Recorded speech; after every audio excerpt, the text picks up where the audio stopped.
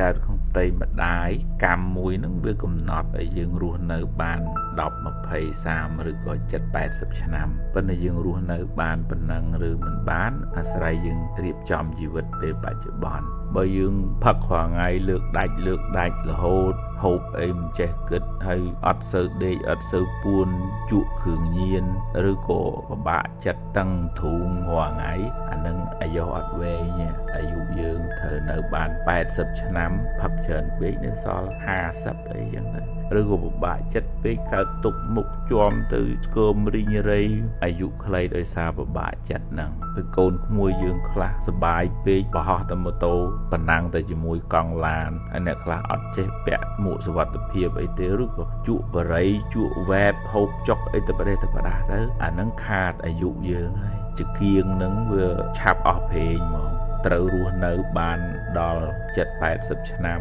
ត្រូវស្លាប់តាំងក្មេងអាយុ10 20ឆ្នាំហ្នឹងក៏សឹងតែបានកម្មហ្នឹងវាចូលមកកាត់ផ្ដាច់ជីវិតរបស់យើងពេលខ្លះអាយុយើងហ្នឹងត្រូវរស់បានយូរប៉ុន្តែសកម្មភាពយើងហ្នឹងវាធ្វើឲ្យអាយុហ្នឹងខ្លីចុះមកអញ្ចឹងកុំបន្ទោសកម្មចាស់ពេកពេលខ្លះយើងធ្វើកម្មថ្មីមិនល្អធ្វើឲ្យយើងអាយុខ្លីប៉ុន្តែមានអ្នកខ្លះដែរមានបាបកម្មពីអតីតណាមកមិនបានធ្វើអីអាក្រក់ប៉ុន្តែគាត់ត្រូវអស់ជីវិតក៏មានដែរឧបមាថាកម្លាំងបាបពីអតីតមកវាមាន100ប៉ុន្តែបុគ្គលនឹងបច្ចុប្បន្នផឹងធ្វើបុណ្យចាំម៉ែចាំឪធ្វើទានសាសិលចម្រើនភាវនាច្រើនទៅកម្លាំងបុណ្យនឹងវាជួយទប់ស្កាត់បាបបានខ្លះដែរឧបមាដូចថាសម្លនឹងវាប្រៃហើយបានដាក់ទឹកទៅវារៀងសាបទៅវាមិនមក100%ហ្មងបុណ្យដែលវាទៅជួយទប់ស្កាត់បាបនឹងលោកហៅថាឧបបិលកកម្មបុណ្យនឹងទៅជ្រៀតបៀតបាបហ្នឹងអំពើបាបអំពើអាក្រក់ក៏វាទៅជ្រៀតបៀតបុណ្យដែរឧបមាថាគាត់កំពុងរហូតស៊ីឡើងឋានៈបុណ្យសាក់ខ្លួនពោះប៉ុន្តែច្រឡំពេលមួយនោះផឹកស្វឹងដកភ្លើងបាញ់គេទូងទៅអស់លីងជាប់គុកជាប់ច្រវាក់ទៀតអាហ្នឹងបាបទៅជ្រៀតបៀតបុណ្យម្ដងចុះឃើញធ្លាប់ឮមកថាបាបបុណ្យស៊ីសងគ្នាមិនបានទេ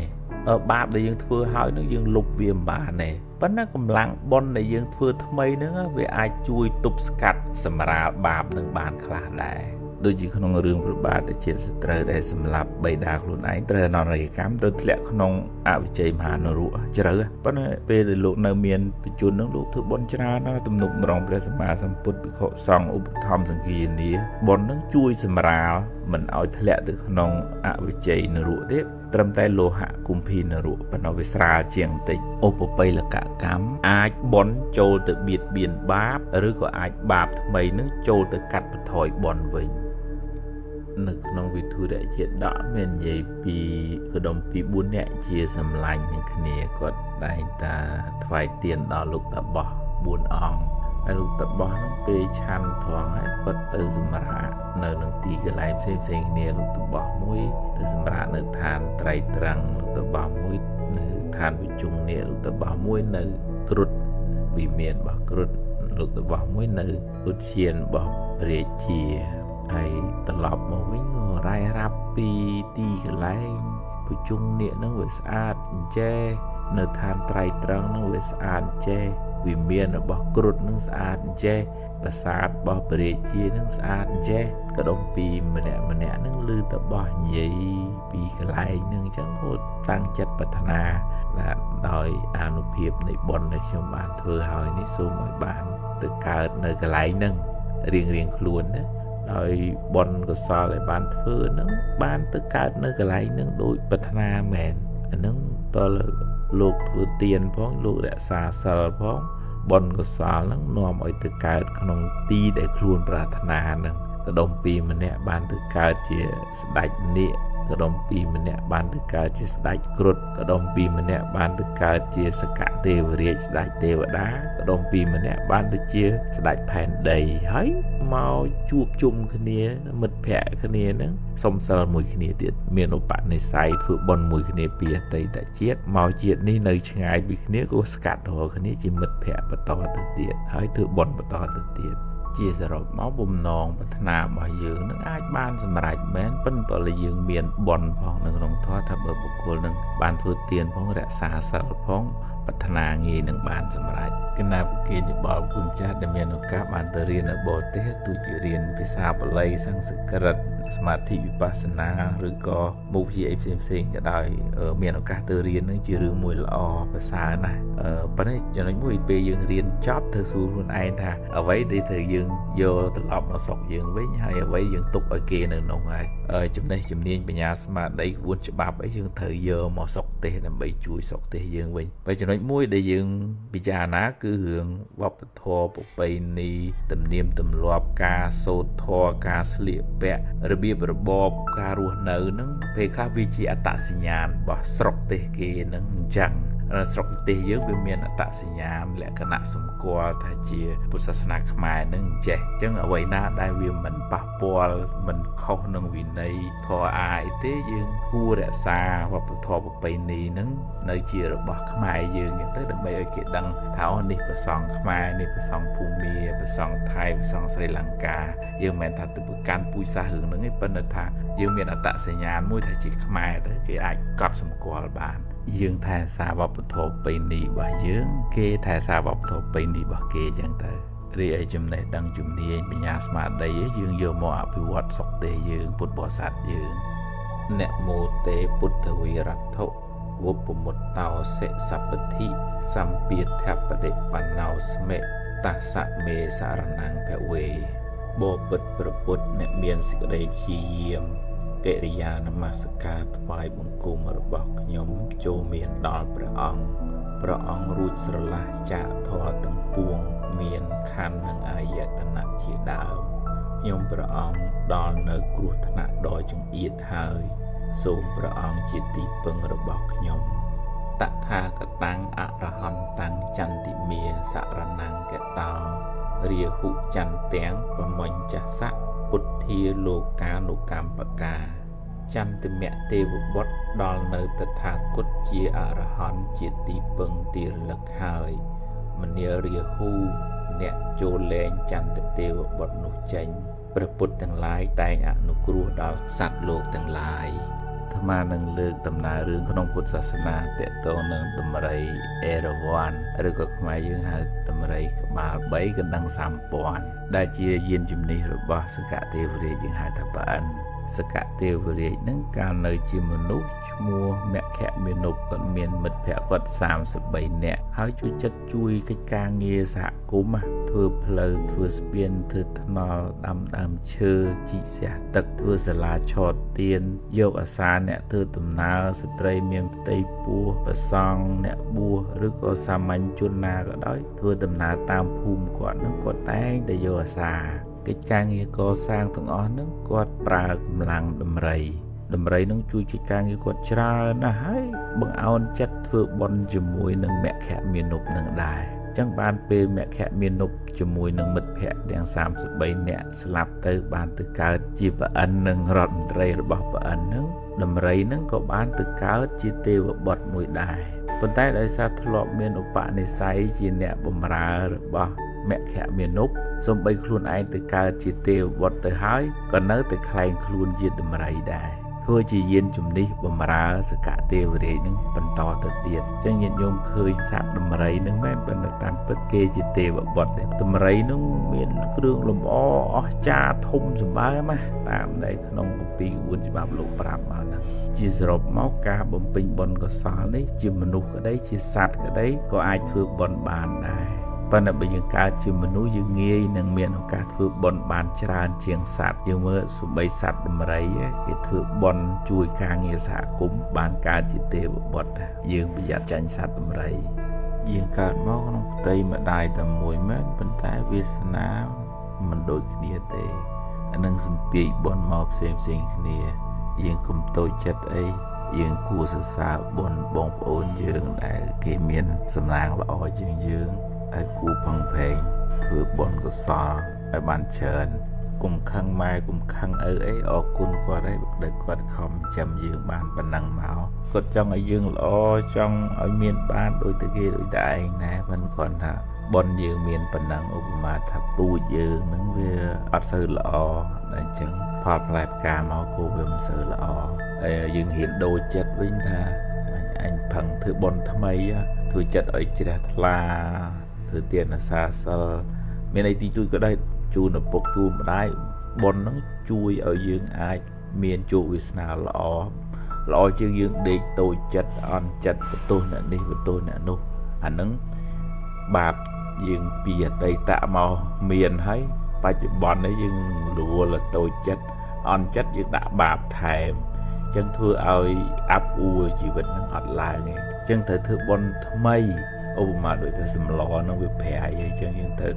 ដាក់ទឹកកែកុនធ្វើម៉េចឲ្យសម្លនឹងអាចហូបបានជីវិតនឹងវាមានផលបាបចាស់មកហើយអញ្ចឹងយើងត្រូវធ្វើបុណ្យថ្មីដើម្បីឲ្យជីវិតនឹងបានរៀងស្រស់បំប្រងឡើងវិញណាបើខ្វះបុណ្យបើអត់បានធ្វើបុណ្យថែមជីវិតនឹងរឹតតែអាប់អួរហើយក្នុងបិដកលេខ77មាននិយាយពីរឿងព្រះអង្គធ្លាប់កើតជាស្ដេចត្រីនៅក្នុងស្រះធំមួយក្នុងពេលរដូវប្រាំងនោះវារីងរាំងអស់ទៅក្អែកថ្មាតអីចុះមកចឹកស៊ីញាតរបស់ព្រះអង្គជាត្រីដែលនៅក្នុង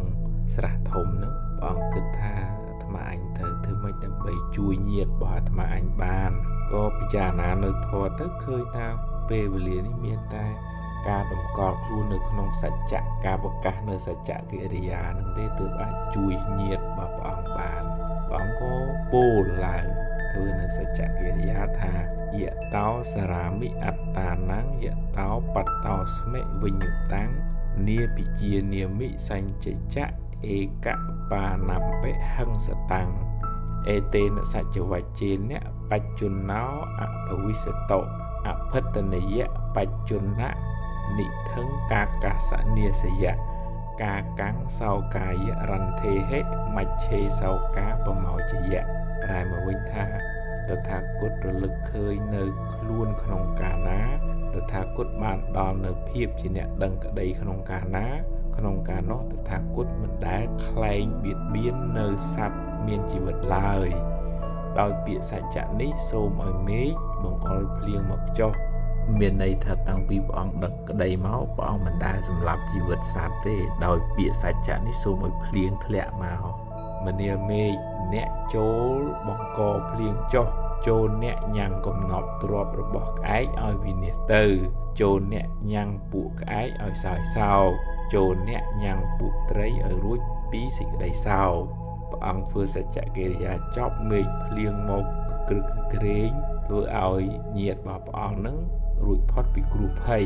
នឹងជាអានុភាពនៃការប្រកាសនៅសច្ចកិរិយាមានន័យថាការប្រកាសនៅពាក្យពិតដោយអានុភាពនៃពាក្យសច្ចៈពាក្យពិតនឹងសូមឲ្យរួចផុតពីគ្រោះភ័យពាក្យសច្ចៈនឹងមានបារមីចឹងមែនពេលថ្វាយគុំព្រះដើម្បីបានអានិសង្សច្រើនញោមអាចនឹកដល់គុណព្រះអង្គ3យ៉ាងទី1វិសុទ្ធិគុណមានន័យថាព្រះអង្គជាបុគ្គលបរិសុទ្ធអស់លោភៈទោសៈមោហៈអត់មានខឹងចំណែនស្អប់អត់ចេះជាប់ជំពាក់អីទេស្អាតថ្លាមកទី2បញ្ញាគុណមានន័យថាព្រះអង្គមានបញ្ញាអាចកម្ចាត់បងនៅកិលេសខ្លួនព្រះអង្គបានហើយជួយអ្នកដទៃឲ្យលះបង់កិលេសបានទៅទៀតហើយព្រះអង្គអាចដឹងអំពីអតីតអនាគតបច្ចុប្បន្នសពគ្រប់ទាំងអស់ត្រាស់ដឹងមានបញ្ញាជ្រៅជ្រះក្រៃលែងណាស់មិនងាយមានអ្នកណាមានបញ្ញាដូចព្រះអង្គទេទី3ករណាគុណព្រះអង្គមានបតីករណាណិតសត្វលោកទាំងអស់ចង់ឲ្យសត្វលោកទាំងអស់បានរួចផុតពីទុក្ខជ្រាបជាទីមរណៈហ្នឹងទៅព្រះអង្គស្រឡាញ់សត្វលោកនឹងដូចជាស្រឡាញ់រាហុលបុត្ររបស់ព្រះអង្គផ្ទាល់អញ្ចឹងយើងថ្វាយគុំព្រះអង្គនឹកដល់គុណព្រះអង្គទាំង3នឹងដោយសង្ខេបនឹងយើងបានផលបានអានិសង្សច្រើនធ្វើដំណើរទៅស្រុកខេត្តភ្ជុំញាតិញោមបាច់បខំអីពេកទេដល់ពេលណាក៏ពេលហ្នឹងទៅចុះទៅយឺតប្រសើរជាងមានគ្រោះថ្នាក់តាមផ្លូវបើគេចង់ទៅលឿនឲ្យគេទៅមុនចុះចាត់ទុកថាធ្វើបុណ្យមួយគាត់ចុះឲ្យគាត់ទៅមុនហើយឲ្យគាត់មានសុខសុវត្ថិភាពតាមផ្លូវយើងអត់តក់កុហលយើងមិនសូវមានសម្ពាធផ្លូវចិត្តឲ្យសុបាយហើយយើងទៅធ្វើបុណ្យក៏បានបុណ្យច្រើនណាបើយើងបញ្ញាបញ្ញាប់តក់កុហលទៅវាអត់ស្រួលក្នុងចិត្តហើយធ្វើបុណ្យក៏មិនសូវបានបុណ្យដែរហើយវាអាចជួបប្រទះនឹងគ្រោះថ្នាក់គ្រោះភ័យមុននឹងចេញពីផ្ទះយើងអាចសូត្ររំលឹកគុណបរតនត្រ័យនមោពុទ្ធាសៈនមោធម្មសៈនមោសង្ឃសៈសូត្រថ្វាយបង្គំចំពោះព ពុទ្ធពធប្រសងចឹងក៏បានឬក៏សូត្រពុទ្ធទាំងសារណង្គិច្ឆាមិធម្មយ៉ាងសារណង្គិច្ឆាមិសង្ឃយ៉ាងសារណង្គិច្ឆាមិសូមដល់នៅពុទ្ធពធប្រសងជាទីពឹងទីរលឹកសូមឲ្យដំណើរខ្ញុំបានក៏បីសុខសុវត្ថិភាពចឹងក៏បានបុណ្យនឹងជួយយើងមានចិត្តមិនតក់កុហលហ្នឹងវាជួយសម្រួលមួយហើយយើងមានប្រតនត្រ័យក្នុងចិត្តហ្នឹងក៏ជួយដំណើរជីវិតដំណើរយើងហ្នឹងឲ្យបានសុខសុវត្ថិភាពដែរថ្មជួនយោបល់ញាតិញោមពេលប្រជុំបិណ្ឌបើអុជធូបអុជមកសរសៃបានណាឬក៏ថាបើយើងមានផ្កាយបូជាក៏បានដែរព្រោះអុជច្រើនគ្នាទៅឬក៏ច្រើនសរសៃវាហុយផ្សែងវាទៅជាពុលវិញញាតិញោមបុណ្យវានៅក្នុងចិត្តយើងញាតិញោមធ្វើបុណ្យប្រកបដោយបញ្ញាមិនហាមឃាត់ទេប៉ុន្តែគាត់ថាមលមមកបើថាគេអុជច្រើនហើយមិនបាច់អុជក៏បានដែរពេលមុនចេញដំណើរទៅណាមកណាយើងអាចទម្លាប់នមស្ការប្រតនត្រ័យយើងសូត្រខ្លីក៏បានដែរនមោពុទ្ធស្សៈនមោធម្មស្សៈនមោសង្ឃស្សៈនមោពុទ្ធស្សៈនមោធម្មស្សៈនមោសង្ឃស្សៈនមោពុទ្ធស្សៈនមោធម្មស្សៈនមោសង្ឃស្សៈប្រែមកវិញថាសូមថ្វាយបង្គំចំពោះព្រះពុទ្ធព្រះធម៌ព្រះសង្ឃហើយយើងអាចអធិដ្ឋានចិត្តថាដោយអានុភាពនៃបុណ្យនេះសូមឲ្យខ្ញុំធ្វើដំណើរដោយសុខសុវត្ថិភាពអញ្ចឹងក៏បានឬក៏មុនចូលគេងនៅកន្លែងថ្មីកន្លែងប្លែកដែលយើងថ្វាយគុំព្រះយកពុទ្ធធម៌ព្រះសង្ឃជាទីពឹងទីរលឹកមានប្រតនត្រ័យនៅក្នុងខ្លួននោះពួកអមនុស្សក៏វាខ្លាចដែរមិនសូវហ៊ានបៀតបៀនទេហើយបុណ្យនឹងជួយយើងឲ្យបានសម្រេចកិច្ចការងារបានល្អប្រសើរអ្នកខ្លះមិនសូវសម្បូរបុណ្យពីអតីតម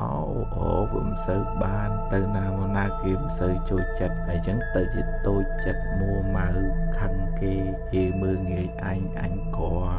អីចឹងទៅអាបុណ្យចាស់យើងនោះវាមិនសូវសម្បូរផងចិត្តនឹងវាមួម៉ៅសៅមងគិតទៅពីចាប់កំហុសគេឃើញគេអក្រក់ចេះអក្រក់ចុះភ្លេចផឹងប្រែងហើយភាពសៅមងក្នុងចិត្តនោះវាប្រទាញរឿងអាក្រក់មកចូលក្នុងជីវិតនៅក្នុងវិសាធម៌លោកហៅថាបយោគវិបត្តិការរៀបចំជីវិតនឹងអត់ត្រូវដូច្នេះវាហៅបាបគ្នាវាចូលមកក្នុងជីវិតនឹងមកចឹងជីវិតនឹងកាន់តែដុនដាបទៅងឹតមើលអីលែងឃើញមកប៉ុន្តែបើគាត់គិតត្រូវវិញគាត់ទួស្គាល់ថាបនចាស់គាត់តិចអញ្ចឹងបានវាពិបាកអញ្ចឹងផឹងធ្វើបនថ្មីតស៊ូព្យាយាមចាំម៉ែចាំឪមានកតញ្ញូដឹងគុណទ្រព្យធនតិចតួចធ្វើបនតាមតិចតួចប៉ុន្តែកុំឲ្យភ្លេចធ្វើបនធ្វើទានសាសិលទៅបនកសលថ្មីហ្នឹងអាចធ្វើឲ្យជីវិតហ្នឹងមានពន្លឺឡើងវិញយើងអ្នកសិតតែមានបនចាស់មកផ្សេងគ្នាប៉ុន្តែវាត្រូវការបនថ្មីនេះដើម្បីជួយបើកផ្លូវឲ្យបនចាស់ហ្នឹងឲ្យផលសេចក្តីព្យាយាមតស៊ូប្រឹងប្រែងអំណត់អត់ធន់រួមនឹងចរិយាមារយាទចរិតរឹកពីថ្លៃថ្នូរក្នុងធម៌លោកថាជាអ្នកមានសិលនិងបនងាយឲ្យផលក្នុងធម៌លោកហៅថាបយោគសម្បត្តិមានន័យថាការរៀបចំជីវិតនឹងត្រូវធ្វើឲ្យគេស្រឡាញ់គេចូលចិត្តគេរាប់អានគេអាណិតគេចង់ជួយអញ្ចឹងទៅលឿនមកជីវិតហ្នឹងប៉ុន្តែអ្នកខ្លះមានបនចាស់ច្រើនប៉ុន្តែបច្ចុប្បន្ននេះចលះបើចឡោងខាមចរិតរឹកពីក្អឺតកតោមចងេចងាគេអត់ចូលចិត្តគេអត់ចង់ជួយតែអញ្ចឹងបនហ្នឹងវាឲ្យផលតិចតួចដោយសារយើងរៀបចំជីវិតនឹងអត់ត្រូវនៅក្នុងធម៌លោកហៅថាបយោគវិបត្តិដូចថាយើងមានកំណប់នៅក្រោមផ្ទះយើងប៉ុន្តែស្រាប់តែថ្មដានៅពីលើអញ្ចឹងយើងជីកយើងមកប្រើអត់កើតចរិតរឹកពីយើងវាអន់ណាអញ្ចឹងបនចាស់ហ្នឹងវាអត់ងាយឲ្យផលបនឲ្យផលរើសមនុស្សដែរញាតិញោមតើអ្នកណាប្រឹងប្រែងព្យាយាមតស៊ូអំណត់រួមផ្សំជាមួយនឹងចរិតរឹកពីចរិយាមារយាទគេល្អសមរម្យកាយវាចាគេត្រឹមត្រូវមិនចងេងចងាងមានសិលធម៌ពាក្យសម្ដីសម្ដៅពីរូបភាសាមិនមនុស្សដើរអ៊ីចអូចចាក់ចុចនិយាយដើមគេអីហ្នឹងបនងាយឲ្យផលឯងលៀបយោរិស័យខ្ពស់រត់រនអ្នកមានបនអ្នកមានសិលមានន័យថាគេសំរុំថ្លៃថ្នូរត្រឹមត្រូវទាំងក្រៅទាំងក្នុងទាំងកាយទាំងវិចារទាំងចិត្តគេល្អមិនមួម៉ៅសៅមងចំណែនបែនជន់អ្នកណាទេស្រឡះឲ្យប្រឹងប្រែងព្យាយាមនឹងបនងាយឲ្យផល បើយើងមានសទ្ធាឲ្យបាយទឹកជាទានយើងបានអានិសង្ឃមានកម្លាំងកំហែងរឹងមាំធ្វើការងារងាយអស់កម្លាំងបើយើងមានសទ្ធាឲ្យសម្ពុតខោអាវជាទានជាតិណាយើងមានពណ៌សម្បុរស្អាតមិនបាច់សូវលាតលេច្រើនទេហើយអ្នកណាឲ្យពន្លឺជាទានឲ្យភ្លើងពូលសូឡាបូជាទានបំភ្លឺអ្នកនឹងមានភ្នែកល្អមានភ្នែកទឹកមានរឿងអីដឹងទាំងអស់ហើយអ្នកឲ្យយានជំនិះជាទាននឹងបានសេចក្តីសុខយានទោសុខទោហោតិហើយអ្នកមានសទ្ធាបរិច្ចាគទីកន្លែងស្នាក់នៅផ្ទះសម្បែងទីពេទ្យសាលារៀនឬក៏កុដិសាលាថ្វាយព្រះសង្ឃជូនអ្នកក្រីក្រអ្នកពិបាកឬក៏ដល់សាលារៀនទីពេទ្យនឹងឈ្មោះថាឲ្យរបស់គ្រប់យ៉ាងបានបន់យូរម្បែងហើយបានបន់ច្រើនទៀតអ្នកឲ្យសេនាសនៈជាទានហើយបើអ្នកឲ្យធម៌ជាទានណែនាំឲ្យគេចេះយល់ត្រូវអាចរំដោះសេចក្តីទុក្ខពីជីវិតបាននឹងឈ្មោះថាឲ្យព្រះនិព្វានអញ្ចឹងបើយើងមានសទ្ធាឲ្យអាមិសជាទានរបស់របរសម្រាប់ប្រើប្រាស់ហ្នឹងយើងបានផលជាអាយុវណ្ណៈសុខៈពលៈទ្រព្យរបស់លៀបយសអញ្ចឹងទៅបានអានិសង្ឃនឹងត្រឡប់មកវិញបើយើងឲ្យធម៌ជាទានហ្នឹងពន្យល់ហ្នឹងក៏បានបុណ្យបានអានិសង្ឃច្រើនណាស់ដោយសារធ្វើឲ្យមនុស្សនឹងយល់ត្រូវគេអាចរៀបចំជីវិតគេក្នុងផ្លូវល្អគេបានសុខអញ្ចឹងអ្នកដែលឲ្យធម៌ជាទានអ្នកផ្ដល់ចំណេះហ្នឹងបានអានិសង្ឃច្រើនអាត្មាឃើញកូនចៅខ្លះពេលទៅដល់ផ្ទះចុះពីឡានពីម៉ូតូទៅថ្វាយគុំឪពុកម្ដាយក្បាលដល់ដីនឹងល្អមែនតើបើកូនចៅខ្លះដូចថាទៅដល់គាត់តែជំរាបសួរប៉ុណ្ណឹងថាដូចមិនទាន់គ្រប់គ្រាន់ដោយសារការជំរាបសួរនោះវាធ្វើជាមួយអ្នកណាក៏ធ្វើដែរអញ្ចឹងមួយខែមន្តសន្និដៅមួយឆ្នាំមួយខែបានទៅម្ដងអញ្ចឹងគ្រប់អោនលំទូនអរគុណគាត់ដែលបានចាំបីបាច់ថែសាហើយក៏បានជាគំរូល្អមួយដល់កូនចៅយើងដែរហើយជាបុណ្យកុសលសម្រាប់យើងហើយបើមានអីវ៉ៃវ៉ាន់អីយើងរៀបចំជូនគាត់ថ្វាយគុំហើយឲ្យកូនឲ្យចៅទៅជាមួយដើម្បីឲ្យកូនចៅហ្នឹងមើលគំរូយើងហើយពេលគេធំគេដឹងក្តីគេធ្វើចឹងដាក់យើងវិញយើងឃើញកូនចៅល្អដឹងខុសដឹងត្រូវដឹងគុណដឹងទោសចឹងយើងសប្បាយចិត្តដែរហើយកូនហ្នឹងគេបានបន់របស់គេទៅទៀតទៅតាមពិតទៅការទំនុកម្ដងឪពុកម្ដាយហ្នឹងគួរធ្វើជារឿយជាប្រចាំមកកូនចៅបានបន់ច្រើនម៉ែឪជាស្រែបន់ក្នុងភាសាធម៌លោកហៅថាជាអាហុណយៈកូនចៅណាបានធ្វើបុណ្យជាមួយឪពុកម្ដាយនឹងបានបុណ្យច្រើនណាស់ចម្រុងចម្រើនបន្ទាប់ពីប្រជុំបិណ្ឌមកយើងថ្វាយគុំលាឪពុកម្ដាយក្បាលដល់ដីទៅម៉ែឪសប្បាយចិត្តឲ្យពរឲ្យជ័យយើងទទួលបានពរពីព្រះពេលទៅដល់ផ្ទះកូនចៅគួរទៅថ្វាយគុំឪពុកម្ដាយមិនគួរខ្មាស់អៀនណាគុំគួរត្រឹមតែជំរាបសួរដែរយើងបង្ហាញសេចក្តីគោរពសេចក្តីស្រឡាញ់នឹករលឹកដល់គាត់ហើយជាបុណ្យកុសលសម្រាប់យើងហើយក៏ជាគំរូមួយសម្រាប់កូនចៅរបស់យើងដែរហើយជាការរក្សាប្រពៃណីវប្បធម៌គោរពចាស់ទុំជាពិសេសការគោរពដឹងគុណចំពោះឪពុកម្ដាយហើយបុណ្យកុសលហ្នឹងក៏បានមកលើយើងវិញកូនចៅគេឃើញអញ្ចឹងគេធ្វើអញ្ចឹងដាក់យើងវិញដែរហើយបើយើងមានរបស់របរលុយកាក់អីយើងរៀបចំថ្វាយគុំជូនគាត់ឲ្យបានត្រឹមត្រូវទៅមិនប្រើតែកូនតែចៅទេថ្វាយគុំជូនយាយយើងមកដើម្បីឲ្យកូនចៅហ្នឹងបានយើងជាគំរូហើយគេត្រឡប់មកធ្វើជាមួយយើងអញ្ចឹងដែរនៅពេលដែលគេដឹងក្តីទៅតាមពិតទៅគួរទំនុកម្ដងឪពុកម្ដាយហ្នឹងរឿយមិនមែនចាំបាច់តែដល់ខែមន្តសន្និដៅកូនចៅណាបានធ្វើបុណ្យជាមួយឪពុកម្ដាយដែលនៅរស់រានមានជីវិតហ្នឹងបានបុណ្យបានកុសលច្រើនណាពីព្រោះឪពុកម្ដាយជាអាហុណយៈជាស្រែបុណ្យរបស់កូនចៅណាបានធ្វើបុណ្យជាមួយបានបុណ្យច្រើនហើយពេលត្រឡប់មកវិញយើងថ្វាយគុំលាឪពុកម្ដាយមកវិញមកយើងបានទទួលពរជ័យពីគាត់យើងបានសិរីសួស្ដីពរជ័យពីព្រះតែយើងគោរពបូជាទេវតាដោយមិនដេចទើបត្រឹមត្រូវទេវបលិមាន2មួយយើងឧទ្ទិសបុណ្យជូនទេវតាយើងធ្វើបុណ្យធ្វើកុសលហើយសូមជូនបុណ្យកុសលដល់ទេវតាថែសារនៅផ្ទះជានាងផ្ទះប្រព ភូមិរុក្ខទេវតាអារក្ខទេវតាសូមត្រេកអរអនុមោទនាបុណ្យខ្ញុំឲ្យសូមឲ្យបានសេចក្តីសុខចុះទី2យើងដាក់គ្រឿងដង្វាយបាយទឹកនំចំណីផ្កាផ្លែឈើជូនជាការសម្ដែងនៅការរាប់អានដូចជាយើងអ្នកនៅផ្ទះភូមិផងរបងជាមួយអញ្ចឹងប៉ុន្តែទេវតាគេមានបុណ្យច្រើនជាងយើងគេអាយុវែងជាងយើងគេមានសម្បត្តិល្អជាងយើងអញ្ចឹងយើងគោរពបូជាចំពោះទេវតាហ្នឹងក្នុងន័យថាយើងរាប់អានយើងគោរពយើងឲ្យតម្លៃប៉ុន្តែយើងមិនបកគលជោគវាសនាគិតទៅពីបែបបន់សុំបួងសួងអីទេបើយើងមានចិត្តល្អជាមួយគេគង់តែនឹងបីបាច់ថែរក្សាយើងវិញហើយបើយើងមានបុណ្យគេត្រូវតែជួយយើងហ្មងគេមិនជួយគេមានទោសទៀតផងទេវពលីនឹងគឺការគោរពការឲ្យតម្លៃការផ្ដល់សេចក្តីស្រឡាញ់ការរាប់អានដល់ទេវតាប៉ុន្តែទេវតាមិនចេះតែជួយយើងបានគ្រប់រឿងទេតើយើងមានបុណ្យដែរទើបទេវតាជួយយើងបានបើមានគេសួរថាពុទ្ធត្រាស់ដឹងអ្វីយើងអាចឆ្លើយថាពុទ្ធត្រាស់ដឹងនៅអរិយសច្ចៈ4ដែលធ្វើឲ្យព្រះអង្គបានរួចផុតពីទុក្ខបានត្រាស់ដឹងជាពុទ្ធអរិយសច្ចៈទី1គឺទុក្ខសច្ចៈមានន័យថាជីវិតរបស់យើងនឹងសង្ខារនឹងវាមិនថិតថេរមិនគង់វង្សហើយវាត្រូវមានជារៀបជាធិមរណៈបែកបាក់ប្រត់ប្រាស់ហើយទុក្ខនឹងមានទាំងទុក្ខផ្លូវកាយមានទាំងទុក្ខផ្លូវចិត្តអញ្ចឹងជីវិតនឹងគឺទុក្ខទាំងអស់តែមិនមែនទេវាមានសុខវេទនាដែរប៉ុន្តែវាអត់ទៀងទាត់វានៅតែផ្លាស់ប្ដូរទៅបែកបាក់ប្រត់ប្រាស់ចុងក្រោយយើងលះបង់របស់ទាំងអស់នឹងទៅហើយបន្តជាតិកំណើតសោយទុក្ខនៅក្នុងអនាគតទៅទៀតដែរតែទុក្ខសច្ចៈហ្នឹងជាអនត្តាមិនស្ថិតនៅក្រោមការបង្គាប់ជារបស់ខ្លួនទេហើយព្រះអង្គដឹងហេតុដែលនាំឲ្យកើតទុក្ខហ្នឹងគឺតណ្ហាការជាប់ជំពាក់ហួងហែងការប្រកាន់ថានឹងជារបស់ខ្លួននឹងជាខ្លួនដល់ពេលប្រកាន់អញ្ចឹងទៅនៅពេលរបស់ហ្នឹងវាផ្លាស់ប្ដូរប្រែប្រួលទៅយើងកើតទុក្ខហ្នឹងឯងអញ្ចឹងវាវិលកង់អញ្ចឹងហើយព្រះអង្គឃើញអញ្ចឹងហើយព្រះអង្គបាន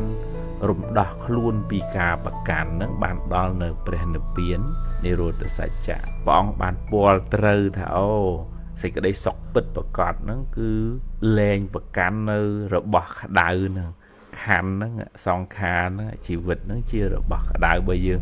អត់ប៉ះវាអត់ក្តៅទេយើងអត់ប្រកាន់វាយើងអត់មានទុក្ខដោយសារវាទេពីព្រោះវាអត់អាចនៅស្ងៀមបានហើយវាអាចនៅសុខអញ្ចឹងបានរហូតទេអញ្ចឹងព្រះអង្គបានពាល់ត្រូវនៅព្រះនិព្វានដែលជាសេចក្តីសុខមមទាំប្រកបវិជាមិនផ្លាស់ប្ដូរមិនប្រែប្រួលហើយមិនមែនជាសេចក្តីសុខនៅក្នុងខណ្ឌនេះទេហើយព្រះអង្គដឹងអំពីវិធីទៀតមគ្គសច្ចៈគឺវិធីបដិបត្តិអានឹងវាឧបមាដូចជាដឹងផ្លូវដើរដើម្បីចេញផុតពីព្រៃ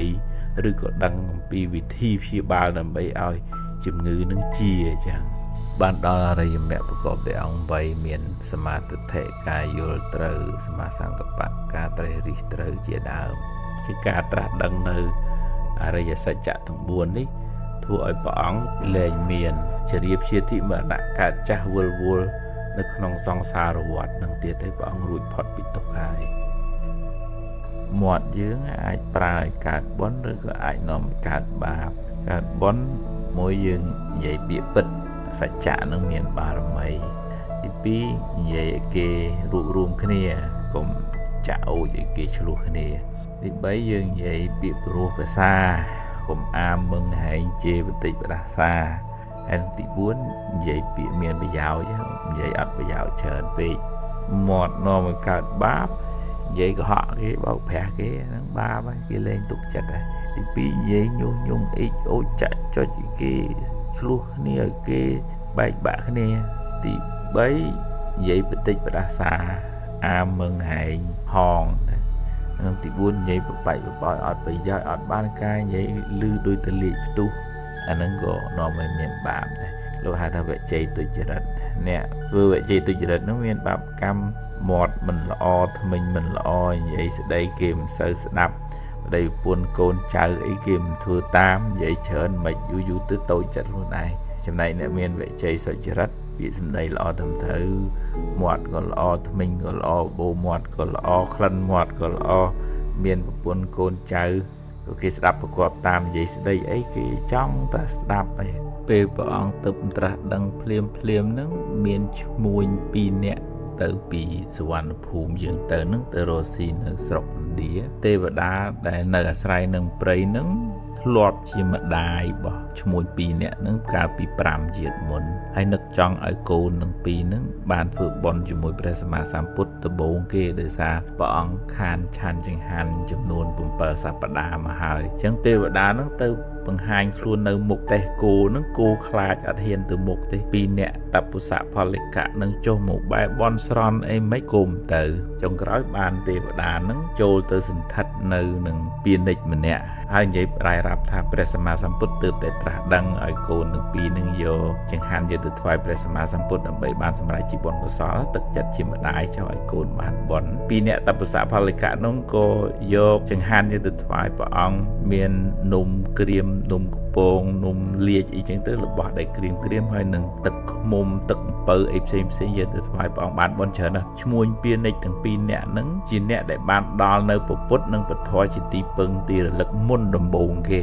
លោកហៅថាទ្វេវាជិកសរណគមមានន័យថាសរណគមមានតែ2គឺពុទ្ធនិងពធដោយសារអត់ទាន់មានប្រសង្ឃទេវតាដែលនាំតពុសៈផលិកៈឲ្យបានថ្វាយទានដល់ព្រះសម្មាសម្ពុទ្ធនឹងជាម្ដាយតាំងពី5ជាតិមុនម៉ែយើងយកចិត្តនិយាយថាម្ដាយដើមប៉ុន្តែយើងមិនដឹងទេមិនដឹងថាមួយណាជាម្ដាយដើមមួយណាជាអមនុស្សអីចឹងយើងមានថាធ្វើបុណ្យធ្វើកុសលឧទ្ទិសជូនទៅឲ្យបានសេចក្តីសុខហើយឲ្យជួយថែសារកូនចៅឲ្យបានសុខសប្បាយប៉ុណ្ណឹងដែរ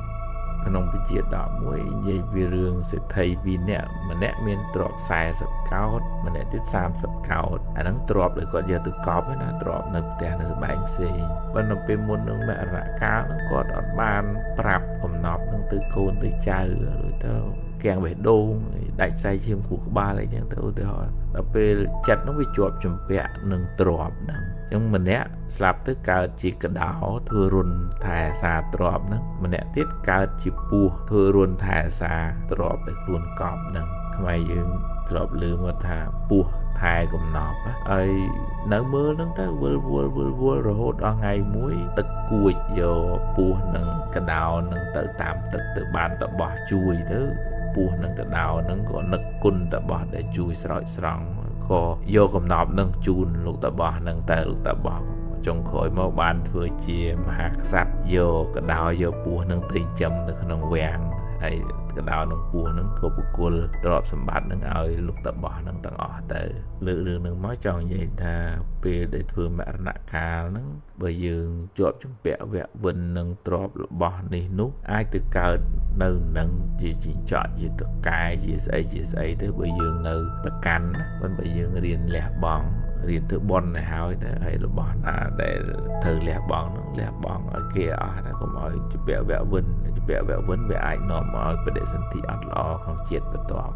យ៉ាងកេញជីវិតតាំងអ៊ីធវារាំងវាសក្កេសុវាយ៉ាងរតនំបណៃតាំងទ្របឯណាមួយក្នុងលោកនេះនិងក្នុងលោកឯទៀតក្តីរតនវត្ថុដ៏ឧត្តមឯណាក្នុងស្ថានសួគ៌ក្តីអ្នកនោសមង្ឃអតិតថាគតេអ្នកទ្របនឹងរតនវត្ថុទាំងនោះស្មើដោយតថាគតមិនមានឡើយអ៊ីទាំងពិពុទ្ធេរតនំបណៃតាំងកែវគឺព្រះពុទ្ធនេះឯងជាកែវដ៏ឧត្តមអេតេនសច្ចេនសវត្តិហោតុដោយពាក្យសច្ចនេះសូមសេរីសួស្តីកើតមានខយ៉ាងវិរិយកាំងអមតាំងបណៃតាំងយតិចគាសក្យមនីសមាហេតោព្រះសក្យមនីជាម្ចាស់មានប្រតិតម្កល់មាំបានត្រាស់ដឹងហើយនៅព្រះធម៌ឯណាជាទីខ្សែនៃកិលេសជាទីប្រាសចាករាគៈជាធម៌មិនស្លាប់ជាធម៌ដ៏ឧត្តមតេនធម្មេនសមាធិកេញចេរបស់អ្វីមួយស្មើដោយព្រះធម៌នោះមិនមានឡើយ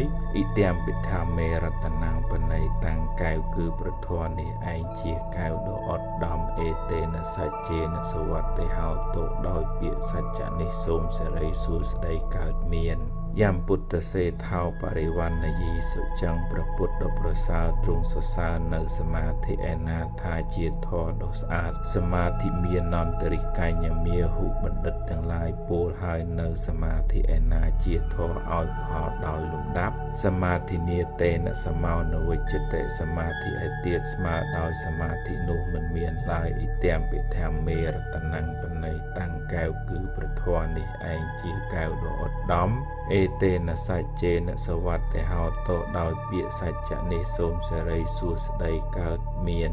យេបុគ្គលីអត្តសតាំងប្រសត្ថាចត្តារិអេតានិយុគានិហន្តិបុគ្គលទាំងឡាយឯណា8ចម្ពោះដែលសពបរោះទាំងឡាយសរសើរហើយបើរាប់ជាគូបាន4គូទេតខេណាយាសុគតាសសាវកាបុគ្គលទាំងឡាយនោះជាសាវករបស់ព្រះសុគតលោកគួរដល់តខេណាទានអេទេសតិនានិមហបលានិទានដែលបុគ្គលឲ្យហើយដល់តខេណាយបុគ្គលទាំងឡាយនោះជាទានមានផលច្រើនឥតាមពិសង្ខេរតនាងបណៃតាំងកែវគឺប្រសង់នេះឯងជាកែវដ៏ឧត្តមអេតេនសច្ចេនសវត្តហោតោដោយពាក្យសច្ចៈនេះសូមសេរីសួស្តីកើតមានពេលញោមប្រគេនអីវ៉ាន់តីទានដល់ប្រសង់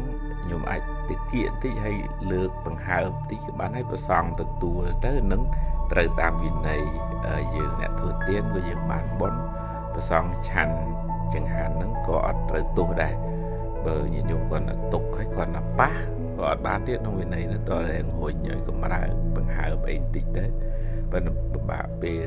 ជុំបិណ្ឌហ្នឹងចង្ហាន់ច្រើនបើយ៉ាងហើយញាតិញោមដែលបាននៅក្បែរប្រសង់ហ្នឹងក៏គួរលើកបង្ហើបបន្តិចដើម្បីឲ្យមានចលនាឲ្យប្រសង់ទទួលទៅនឹងលោកឆាន់អត់ត្រូវទោសឲ្យយើងបានបន់ហើយយើងបានបន់នឹងទៅជូនដល់ញាតិរបស់យើងបានបន់ច្រើនឬហួអសរិននឹងមានមាឌធំហើយមានចិត្តចំណែនមិនសบายចិត្តនឹងប្រច័ណ្ឌដែលមានពន្លឺភ្លឺធ្វើឲ្យមនុស្សស្រឡាញ់ចូលចិត្តទេអញ្ចឹងក៏ទៅហាមាត់ចំផ្លូវដែលប្រច័ណ្ឌត្រូវធ្វើដំណើរនឹងប្រច័ណ្ឌនឹងមានទេវបុត្រមួយអង្គនៅអាស្រ័យថែរក្សាគឺចន្ទមៈទេវបុត្រឬក៏យើងហៅថាចន្ទទេវបុត្រប្រច័ណ្ឌនឹងកិច្ចទៅណាមិនរួចក៏ត្រូវចូលក្នុងមាត់រាហូភ័យតក់ស្លុតពីព្រោះរាហូនឹងលេបក៏នឹកឃើញដល់ព្រះសម្មាសម្ពុទ្ធហើយថ្វាយគុំព្រះពោលគាថារំលឹកគុណពុទ្ធថាបបិទ្ធពុទ្ធអ្នកមានព្យាយាមកិរិយានមស្ការថ្វាយបង្គំរបស់ខ្ញុំចូលមានដល់ព្រះអង្គបានរួចស្រឡះចាកធរទាំងពួងមានខណ្ឌនិងអាយតនៈជាដើមខ្ញុំព្រះអង្គដល់នៅគ្រោះថ្នាក់ដ៏ចង្អៀតហើយសូមព្រះអង្គជាទីពឹងរបស់ខ្ញុំថ្វាយគុំព្រះអង្គអញ្ចឹងព្រះអង្គឮពាក្យរបស់ចន្ទមៈទេវបុត្រហ្នឹងក៏ពោលនឹងរាហូអសរិនថាចន្ទមៈទេវបុត្របានដល់នៅតថាគតជាព្រះអរហន្តជាទីពឹងទីរលឹកហើយមនារាហូអ្នកចូលលែងចន្ទទេវបុត្រទៅព្រះពុទ្ធទាំងឡាយតែងអនុគ្រោះដល់សត្វលោករាហូអសរិនក៏នៅលើពុទ្ធិកាប៉ុណ្ណឹងញ័រទៅត្រឹករត់ទៅរវេបចិត្តអសរិនមេរបស់ខ្លួនព្រឺរួមព្រឺស្បែកហើយវេបចិត្តអសរិនក៏សួរថារាហូមិនក៏ញញញ័រម៉េះបញ្ញាបញ្ញាទៅណារាហូអសរិនប្រាប់ថាចន្ទមៈទេវបុត្រពោលគាថារំលឹកគុណព្រះអង្គរំលឹកគុណពុទ្ធហើយបើខ្ញុំមិនលែងចន្ទមៈទេវបុត្រទេក្បាលខ្ញុំនឹងបែកជា7ភាគឬក៏ថាបើខ្ញុំរស់វិញក៏រស់មិនបានសុខដែរចន្ទមៈទេវបុត្រក៏រួចផុតពីគ្រោះភ័យដោយអានុភាពនៃការរំលឹកគុណព្រះសម្មាសម្ពុទ្ធញាតិញោមអាចរំលឹកគុណព្រះសម្មាសម្ពុទ្ធនៅពេលដែលមានភ័យអន្តរាយអីកើតឡើងយកគុណព្រះអង្គមកជាអារម្មណ៍ធ្វើចិត្តយើងឲ្យជ្រះថ្លាក្នុងគុណព្រះអង្គបុណ្យនឹងអាចជួយសម្រាលទុក្ខទោសនឹងបានខ្លះដែរបងដើម្បីនៅមួយគ្នាបានសុខក្នុងគ្រួសារក្នុងសង្គមឬក៏ស្ថាប័នរដ្ឋឯកជនអីក៏ដោយគឺត្រូវរៀនមើលចំណុចល្អរបស់គ្នាទៅវិញទៅមកកុំឲ្យយើងអង្គុយទៅមើលកំហុសខុសឆ្គងចេះចុះនិន្ទាតេះដៀលបន្តបង្អាប់ទៅវាធ្វើឲ្យបាក់ទឹកចិត្តធម្មតាមនុស្សតែមានចំណុចខុសឆ្គងអីខ្លះជាធម្មតាប៉ុន្តែបើយើងនិយាយណែនាំហ្នឹងក៏ដោយទឹកចិត្តល្អចង់ឲ្យគាត់នឹងបានកែប្រែមកវិញមិនមានបំណងជន់ពង្លិចធ្វើឲ្យគេអាក្រក់ធ្វើឲ្យខ្លួនឯងនឹងគ្រាន់បែនិយាយកែអញ្ចឹងយើងបានបន់វិញបើយើងនិយាយជន់ពន្លិចបង្អាប់បន្តោសមើងងាយមើលថោកគេអានឹងយើងបានបាបបើយើងចង់ឲ្យកន្លែងនឹងល្អតើយើងចូលរួមបណ្ដុះពូជល្អហ្នឹងក្នុងចិត្តរបស់យើងផងក្នុងចិត្តរបស់មនុស្សជុំវិញខ្លួនយើងផងបើឃើញគេធ្វើល្អហើយយើងកុំកំណាញ់ពីលើកទឹកចិត្តលើកសរសើរផ្ដល់កម្លាំងចិត្តអាសកម្មភាពល្អពូជល្អហ្នឹងដុះច្រើនទៅហើយមិត្តភាពក៏ល្អការងារក៏ទៅមុខដែរប៉ុន្តែយើងទំ lẽ mình nè cho không ở khai cái lọ chiang luôn nó chẳng tới ai về on này cháu không dương thui chỉ nè bên đầu bùi lọ anh nâng dương ban cho mà này ở bây giờ đa tình nên tia thế đi kia thế ở từ một cái cả nghiền nó nâng rèn stea luôn của cái cung cuốn cái niềm khả này về một kiện chẳng hạn và xong hãy complex bất từ tiền nó đo nhiệt bà dưỡng á bây giờ trẻ và lấy bán những cua sầu ý tèng vô nhiệt tây nắng hào tốt sọc cái ta hòn tổ nhiệt tại giàu rì tiền ní cho sầm rạch đo nhiệt từng lại sầu nhiệt từng lại bàn đo nơi gì cái đấy sọc cho hay bây giờ mình chạy phía sau bà lấy đấy nhưng ở từ chỉ phía sau khá mái của bạn là ta sầu một từ bọn đi đo nhiệt bạc nhom sầu nhiệt bạc nhom bàn đo nơi gì cái đấy sọc cho chỉ cả đăng quân chung pua nè slap bị bùa dương giờ bài giờ tật từ chun quạt hộp lên cả để chân dương miền ta ở từ tiền để dương bàn thưa trong ngày này số mấy nhiệt tăng ở nút tây ở bon tây ở tiền đấy hay số mấy bàn sẽ đây sọc cho là họ bạn đúc chọp lẽ chênh mà hỏi ở bàn này tê ấy có 8 nâng tới cho chọp có bằng phèn và to từ tiết đấy còn mùi để lẽ cùng tôi chất cùng có ma cái ấy là tập họ bạn đúc bên đăng về toàn cùng nọt trụ về sai gì vật bà dưới này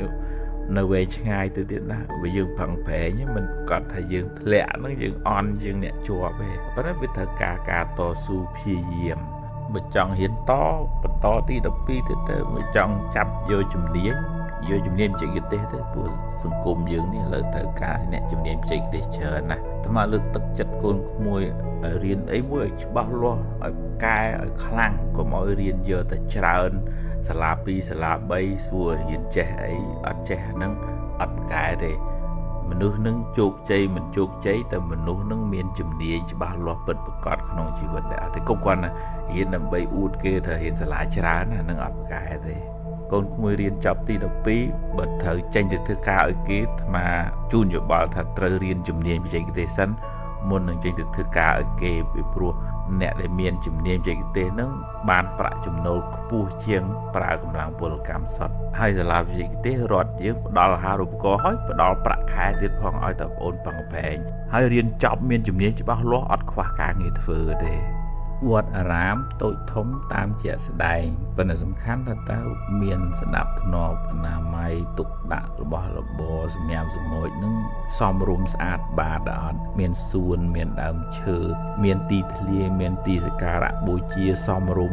mình chừng ít chừng o chừng nghề chừng ngán nâng nhiệt nhôm trôi tới cả chất chia thla có miền sự thia chui ốp thom gom trô vượt rám nâng mà vấn đề bây giờ ở ban hiệp trong thầm thử nhiệt nhôm trôi tới ọt miền sự thia ọt cả bón á nói chăng ọt nghi quạt chui về chăng tỏi dương từng ọt kia trôi rùm từng bờ song từng cha cái nạ cầm ca phút bỏ sát tới trôi rùm thưa mấy ở cái lại vượt rám nâng sạch bát xóm chỉ cái lại đầm con nơi bờ rát nạ trai và thọ đồng miền đầm lại bay cứ phút bờ thọ bờ sóng chưa rồi bỏ miền đầm lại đôi chỉ crop bịch chẳng chân cái lại đầm cò crop bịch những việc thời từ xa để dương hai thà rám bài màu vinh tha xuân tới trôi rùm từng ở cái bây giờ nói mùi đấy cùng chạ sạp chờn pe cùng chạ bê tông pin vọt pe biển nôm mấy cái đài hái khôi sầu phòn ở phía vọt cua sắc xa tục thôi chỉ xuân đam chư đam bay ban chỉ bị giáo bồi chia và rọt nạ trái phong bột bò sạt máu của quạt ban ngọc chật phong ta miền vì nhiên nơi vul mình toàn từ cao đời xa quạt miền cam mình chẳng rồi có dạng na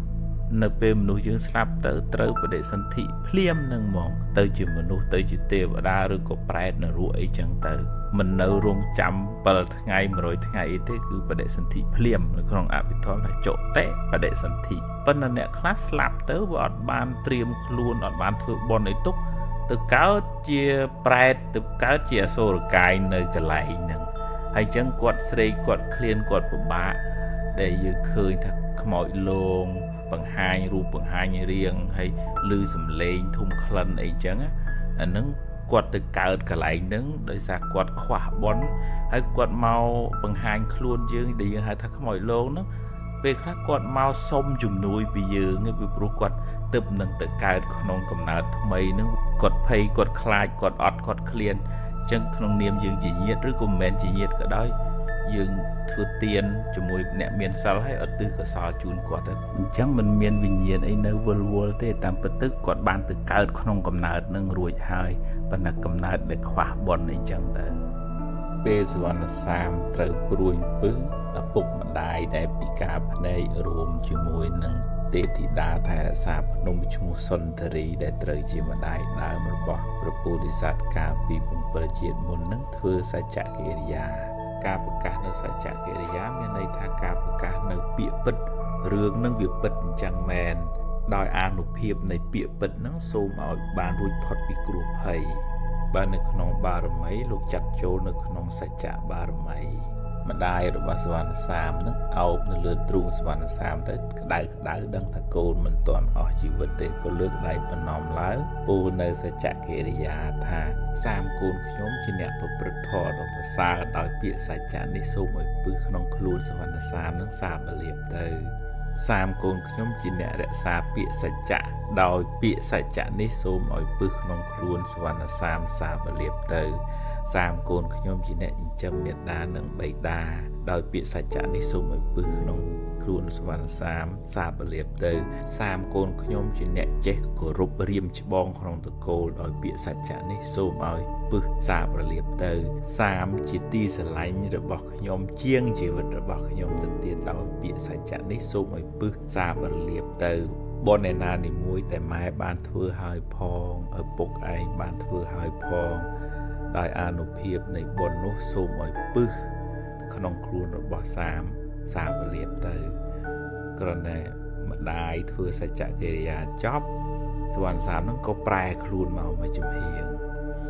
បន្ទាប់មកបានឪពុកនឹងធ្វើសច្ចកិរិយាដូចម្ដាយបានធ្វើដែរតាំងពីកូនសាមជាអ្នកប្រព្រឹត្តធម៌កូនសាមជាអ្នករក្សាពាក្យសច្ចៈកូនសាមជាអ្នកចិញ្ចឹមមេត្តាបិតាកូនសាមជាអ្នកគោរពរៀមច្បងកូនសាមជាទីស្រឡាញ់ពេញចិត្តរបស់ឪជាងជីវិតរបស់ខ្លួនទៀតដោយពាក្យសច្ចៈនេះសូមឲ្យពឹសក្នុងខ្លួនសុវណ្ណសាមនឹងបានសាបលាបទៅបុណ្យណានីមួយដែលឪបានធ្វើឲ្យផងដែលម្ដាយឯងបានធ្វើឲ្យផងដោយអានុភាពនៃបុណ្យនោះសូមឲ្យពឹសក្នុងខ្លួនសុវណ្ណសាមនឹងសាបលាបទៅបន្ទាប់ពីឪពុកធ្វើសច្ចកិរិយាក៏ប្រែខ្លួនមកម្ខាងទៀតបន្ទាប់មកបានទេវតាដែលត្រូវជាម្ដាយដើមកាលពី7ជាតិមុនឈ្មោះនាងសុន្ទរីនៅក្នុងភ្នំគុណធមាតនឹងក៏លើកដៃប្រណម្យប្រកាសសច្ចកិរិយាថាខ្ញុំនៅអាស្រ័យនឹងភ្នំគុណធមាតនេះអស់កាលយូរមកហើយឥតមានអ្នកណាជាទីស្រឡាញ់ជាទីពេញចិត្តវិសេសជាងសាមទេ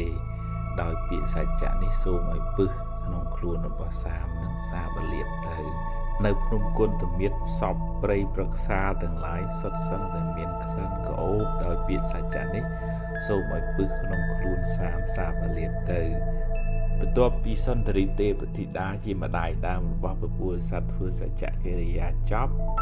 សុវណ្ណសាមក៏ដឹងខ្លួនមកវិញដោយអានុភាពនៃបុណ្យរបស់សុវណ្ណសាមនឹងបានធ្វើឲ្យមានពិតមែនហើយពាក្យដែលឪពុកម្ដាយនិងទេវតាបានប្រកាសនឹងជាពាក្យពិតមែនអានុភាពនៃបុណ្យផងអានុភាពនៃពាក្យពិតនឹងផងធ្វើឲ្យសុវណ្ណសាមរស់រានមានជីវិតផុតពីគ្រោះថ្នាក់ពេលមួយនោះអង្គលីមាសលោកដើរទៅបិណ្ឌបាតជួបស្ត្រីម្នាក់ដែលពោពោះចិត្តនឹងប្រសូតហើយប៉ុនប្រសូតមិនរួចស្រែកទៅហួយយំលោកមានចិត្តអាណិតចំពោះនាងហ្នឹងក៏ទៅថ្វាយបង្គំសុំព្រះអង្គថាតើខ្ញុំកណាជួយនាងនឹងយ៉ាងម៉េចទៅព្រះអង្គក៏ពង្រៀនសច្ចកិរិយាដល់អង្គលីមាសថាអង្គលីមាសអ្នកត្រឡប់ទៅវិញទៅកន្លែងនាងនឹងហើយត្រូវធ្វើសច្ចកិរិយាថាតាំងពីអាត្មាកើតមកអាត្មាមិនដែលសម្លាប់ជីវិតសត្វទេដោយពាក្យសច្ចៈនេះសូមឲ្យនាងបានសុខសុវត្ថិភាពសូមឲ្យកូនរបស់នាងមានសុខសុវត្ថិភាពបានអង្គលីមាសលោកតវ៉ាព្រះអង្គថាព្រះអង្គកណានិយាយចឹងក៏ហក់ហើយព្រោះកណាសម្លាប់មនុស្សច្រើនណាស់បានព្រះអង្គ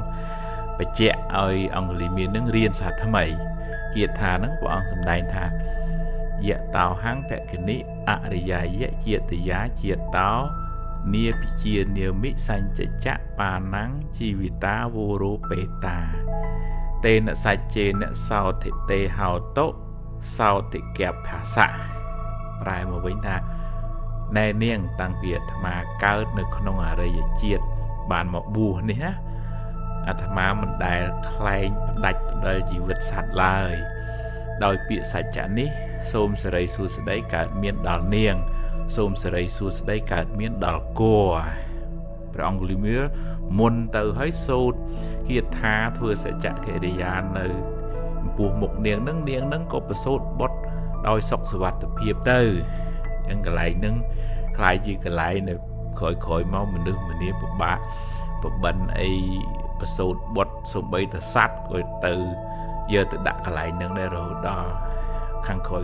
មកពេលភរិយាត្រូវប្រសូតបុត្រអីស្វាមីសូត្រគាថារបស់ព្រះអង្គុលីមៀលថែនឹងដែរប៉ុន្តែនេះជាប្រកាសពាក្យសច្ចៈតាំងពីលោកមកបួសមិនមែនតាំងពីលោកកើតមកពីដំបូងមកទេតាំងពីលោកកើតនៅក្នុងអរិយជាតិបានន័យថាបានមកបួសហ្នឹងលោកមិនដែលធ្វើបាណាតិបាតសម្រាប់ជីវិតសត្វទេដោយពាក្យសច្ចៈនេះសូមឲ្យនាងហ្នឹងមានសុវត្ថិភាពសូមឲ្យកូនហ្នឹងក៏មានសុវត្ថិភាពដែរអានុភាពនៃការពោលពាក្យពិតហ្នឹងបាននាងប្រសូតបុត្រមកដោយសុខសុវត្ថិភាពក្នុងវិដកលេខ77និយាយពីប្រវត្តិរបស់ព្រះអង្គកើតជាសត្វគ្រួចវត្តកជាតិព្រះអង្គទឹមញាស់ស្រាប់តែភ្លើងឆេះព្រៃមកពុំម្ដាយរបស់ព្រះអង្គហើចោលព្រះអង្គអស់ទៅអញ្ចឹងអត់មានអីជាទីពឹងក៏នឹកឃើញថាអាត្មាអញត្រូវធ្វើអីមួយដើម្បីជួយសង្គ្រោះដល់សត្វដែលនៅក្នុងព្រៃហ្នឹងហើយអាត្មាអញក៏រស់ជីវិតដែរបាននឹករលឹកដល់គុណព្រះសម្មាសម្ពុទ្ធនឹកដល់គុណគឺសច្ចធម៌នឹកដល់គុណពធហើយក៏បានធ្វើនៅសច្ចកិរិយាលោកពោលថាសន្តិបក្ខាអបតនាសន្តិបាទាអវញ្ញនីមេត្តាបេតាចនិកខន្តាជាតវេទៈបដិកម្មៈប្រែមកវិញថាស្លាបទាំងឡាយរបស់ខ្ញុំមានតែហើរមិនរួចជើងទាំងឡាយរបស់ខ្ញុំមានតែដើរមិនបានមេត្តាបិតារបស់ខ្ញុំបានចាក់ចេញពីខ្ញុំទៅហើយមនាលភ្លើងព្រៃអ្នកចូលជិះចេញទៅដោយអានុភាពនៃសច្ចកិរិយានឹងភ្លើងដ៏សន្ធោសន្ធៅនឹងគេចចេញពីកន្លែងនៃព្រះអង្គនៅនឹងអាការធ្វើនៅសច្ចកិរិយានឹងជាសច្ចបារមីរបស់ព្រះសម្មាសម្ពុទ្ធប៉ុន្តែយើងគួរកត់សម្គាល់ថាការធ្វើសច្ចកិរិយានេះជាទូទៅតែងនឹករលឹកដល់គុណព្រះរតនត្រ័យព្រះពុទ្ធព្រះធម៌ព្រះសង្ឃហើយបានពោលនៅពាក្យសច្ចៈប្រកាសនៅការពិតថារឿងនឹងវាអញ្ចឹងមែនដោយសច្ចវិជ្ជានេះសូមឲ្យសិរីសួស្តីកើតមានឲ្យបានរួចផុតពីទុក្ខទោសភ័យអន្តរាយឲ្យភ្លើងនឹងរលត់ទៅក្នុងករណីរឿងវត្តកជាតិដកហ្នឹងប៉ុន្តែតើរឿងនឹងជាការពិតពាក្យនឹងជាពាក្យពិតមែនទើបមានអានុភាពបើពាក្យប្រឡែមប្រឡំបាតដៃក្នុងដៃអត់មានអានុភាពទេរួមផ្សំជាមួយយើងបានធ្វើបុណ្យមកផងអានុភាពនៃបុណ្យផងអានុភាពនៃសច្ចកិរិយាការប្រកាសនៅពាក្យពិតនឹងផងអាចជួយឲ្យយើងបានរួចផុតពីគ្រោះភ័យបានយើងម្នាក់មានសំណាងឲ្យបានកើតជាមនុស្សយើងមើលអ្នកខ្វះបុណ្យទៅកើតជាសត្វដេឆានរាប់លានរាប់កោតអត់មានឱកាសអាចមកពេញបុណ្យកុសលរៀនសូត្រចេះដឹងមានចំណេះមានជំនាញមានបញ្ញាស្មារតីបានទេប៉ុន្តែយើងអាចផ្លាត់ស្មារតីទៅធ្វើអំពើអាក្រក់ហើយវិលទៅកើតក្នុងកំណើតមិនល្អនឹងវិញហើយរងទុក្ខវិលវល់វែងឆ្ងាយដូច្នេះហើយតនយើងនៅមានអាយុមានបញ្ញាស្មារតីអាចធ្វើបុណ្យបានគួរធ្វើបុណ្យនេះហើយមិនគួរចំណាយពេលធ្វើអំពើអាក្រក់បៀតបៀនមានកម្មមានពៀជាមួយអ្នកដទៃទេពីព្រោះវានឹងនាំមកនៅសេចក្តីទុក្ខមកខ្លួនយើងវិញចុងក្រោយយើងទាំងអស់គ្នាត្រូវត្រឡប់ទៅវិញហើយយើងអត់អាចយកអីទៅបានតិចតួចទេមានតែកម្មដែលយើងបានធ្វើកម្មល្អកម្មមិនល្អហ្នឹងទៅតាមយើងត្រូវព្យាយាមសាងបុណ្យឲ្យបានច្រើនដើម្បីបានជាស្បៀងជាទីពឹងរបស់យើងក្នុងដំណើរសង្សាររស់ដ៏វែងឆ្ងាយនេះបើខ្វះបុណ្យកុំសត់ដែរបើមានបុណ្យមានកុសលច្រើនយើងមិនសូវមានទុក្ខហើយយើងមានឧបនិស្ស័យនឹងបានរួចផុតពីទុក្ខផងបានត្រាស់ដឹងនៅព្រះនិព្វានក្នុងពុទ្ធសាសនាមាននិយាយពីរឿងយមរាជលែងប្រែតមកក្នុងរយៈពេល15ថ្ងៃភ្ជុំបិណ្ឌនឹងមែនឬក៏អត់ mình miền sầm này thế cả thừa bồn ở từ chun đo bọc cà ri chun nâng dương thừa bên na của bàn địa về chùm bần ở phèm ngày ní chỉ cao cả là bọc bọc bẹp bờ mày dương nằm bay ao dương được ở ní trên lực đo bọc cà ri chun chỉ đồ như ta để bàn slap tới đời cả thừa bồn ở từ chun chăm bạch thơ từ giờ chừng hành từ bàn bờ vót bàn trầm tới rồi dạng mày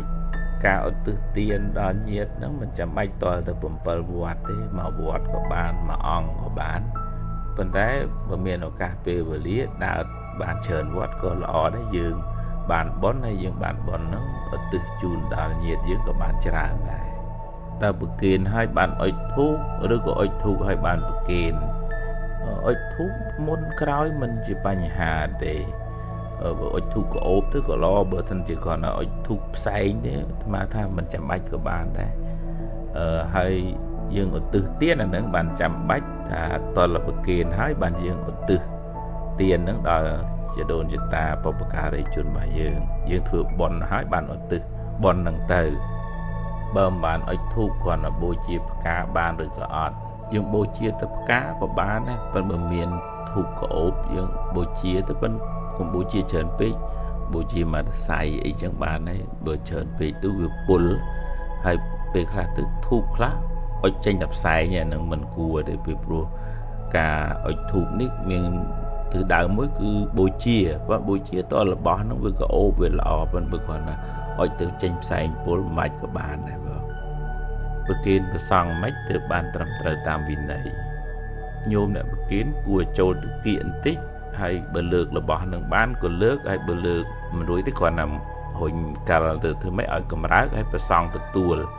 anh nâng ban luộc chăn bàn chìm xe chẳng hạn nâng mong bờ nhôm còn đã nâng lừa tóc nâng hái ở ban rồi nhảy cầm rác thì lộ ở toàn từ tuột thế nâng luộc chăn ở ban này chẳng nhôm chẳng mách thử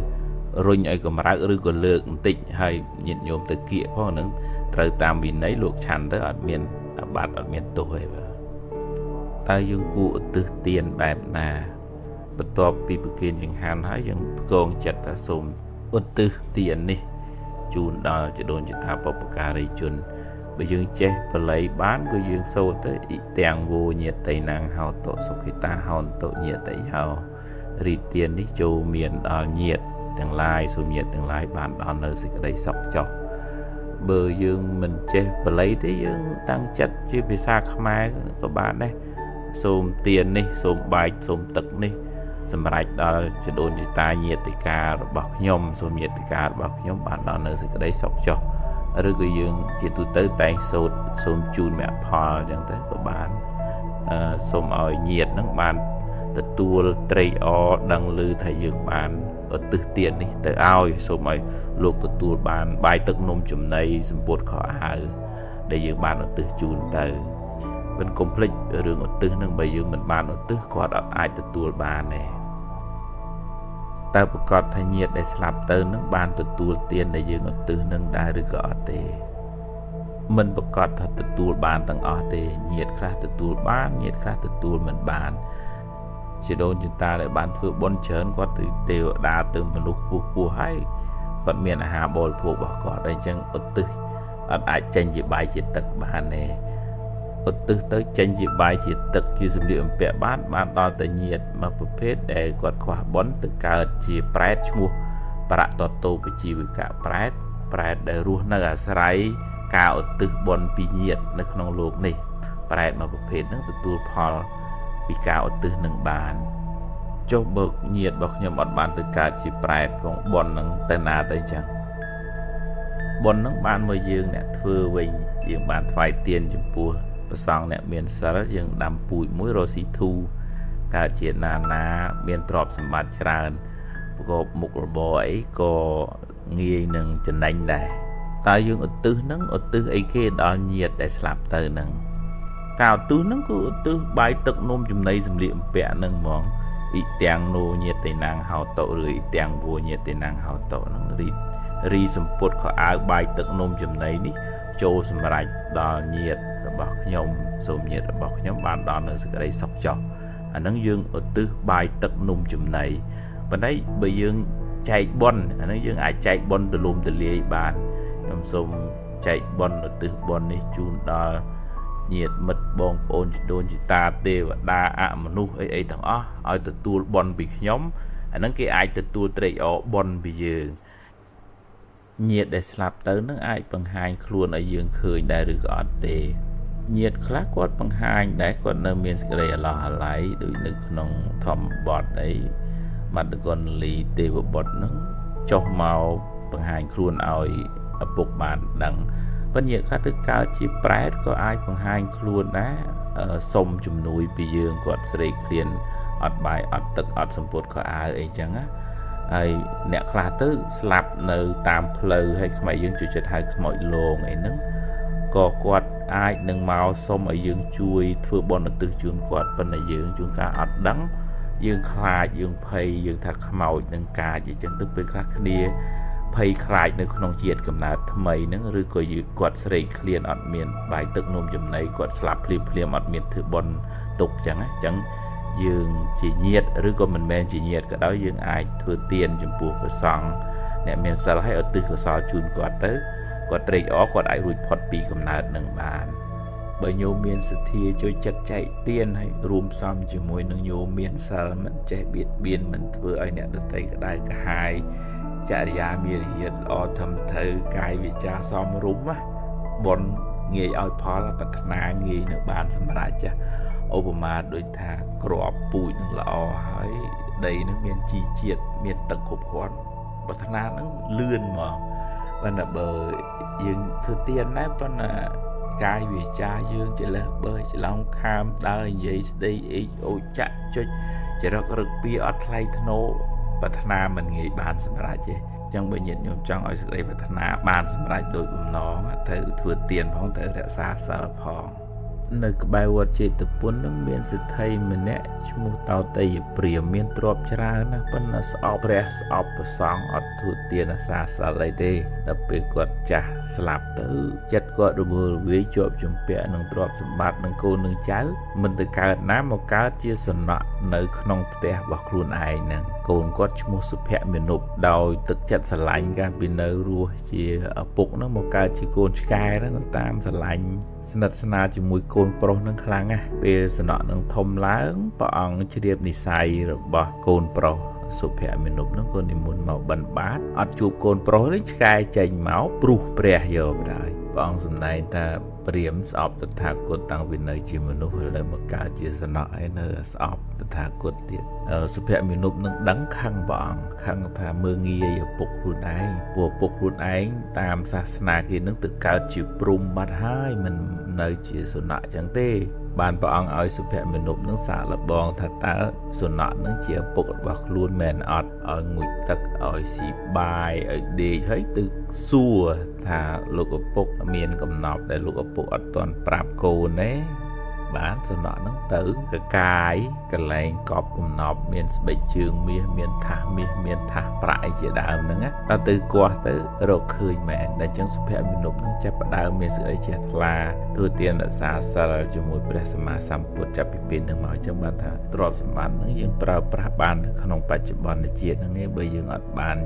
ធ្វើទានដើម្បីបានជាទីពឹងនេះទ្រព្យហ្នឹងកូនគេយកអស់ហើយចឹងរំលែកទ្រព្យធនរបស់យើងខ្លះធ្វើជាទានថ្វាយដល់ព្រះសង្ឃជួយដល់អ្នកដែលត្រូវការប្រយោជន៍សាធារណៈស្ពានថ្នល់សាលារៀនអីចឹងទៅបុណ្យនឹងបានមកយើងហើយបុណ្យនឹងជួយយើងឲ្យបានសេចក្តីសុខក្នុងបច្ចុប្បន្ននឹងផងទៅក្នុងអនាគតជាតិផងបើមិនចឹងទេគេយកអស់យើងអត់បានប្រយោជន៍ពីទ្រព្យនឹងឯពេលដែលយើងស្លាប់ទៅ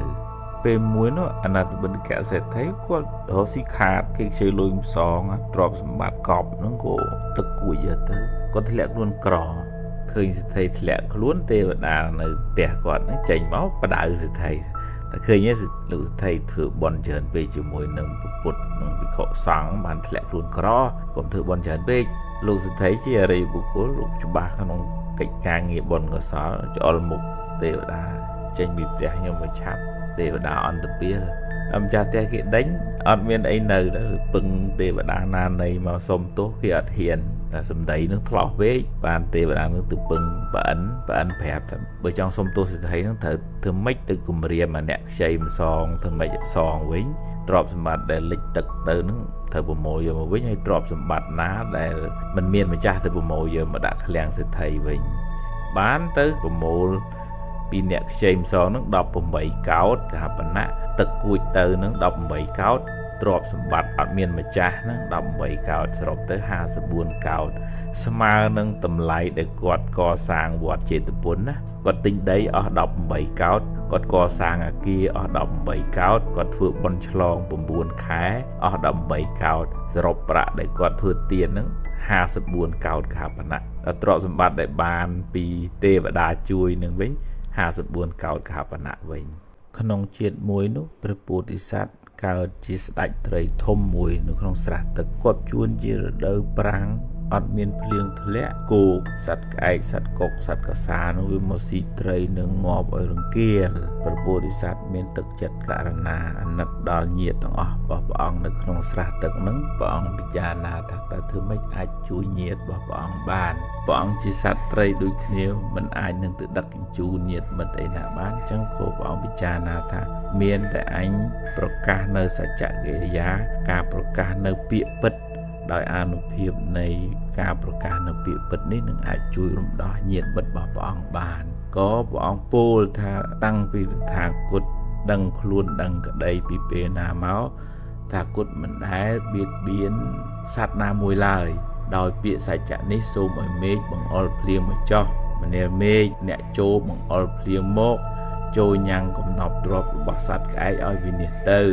ចូលញ៉ាំងសត្វក្អែកឲ្យសោកចូលញ៉ាំងពពួកត្រីនេះឲ្យរួចផុតពីសេចក្តីសោកមេឃក៏ភ្លៀងចុះមកភ្លាមទៅត្រីនឹងក៏រួចផុតពីទុក្ខទោសដោយអានុភាពនៃការប្រកាសនៅសច្ចកិរិយាការប្រកាសនៅសច្ចបារមីរបស់ព្រះពោធិសត្វអានុភាពនៃការប្រកាសនៅពាក្យពិតពាក្យសច្ចៈអាចនាំមកនៅសេរីសួស្តីរួចផុតពីទុក្ខភ័យបានប៉ុន្តែទោះថាវាជារឿងពិតមែនដោយដែលត្រីពោធិសត្វហ្នឹងលោកថាតាំងពីដឹងក្តីមកមិនដែលបៀតបៀនជីវិតអ្នកណាសោះឡើយដោយអានុភាពនៃសច្ចវាចាពាក្យពិតនេះសូមឲ្យរួចផុតពីទុក្ខភ័យ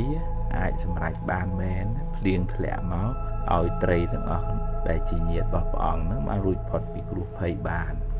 សម័យពុទ្ធកាលមានក្សត្រមួយអង្គឈ្មោះពោធិរាជកុមារលោកអត់មានបុត្រហើយជាងលោកកសាងប្រាសាទហើយក៏និមន្តពុទ្ធមកឆ្លងហើយក៏ក្រាកម្រាលពណ៌សតាំងចិត្តថាសូមឲ្យ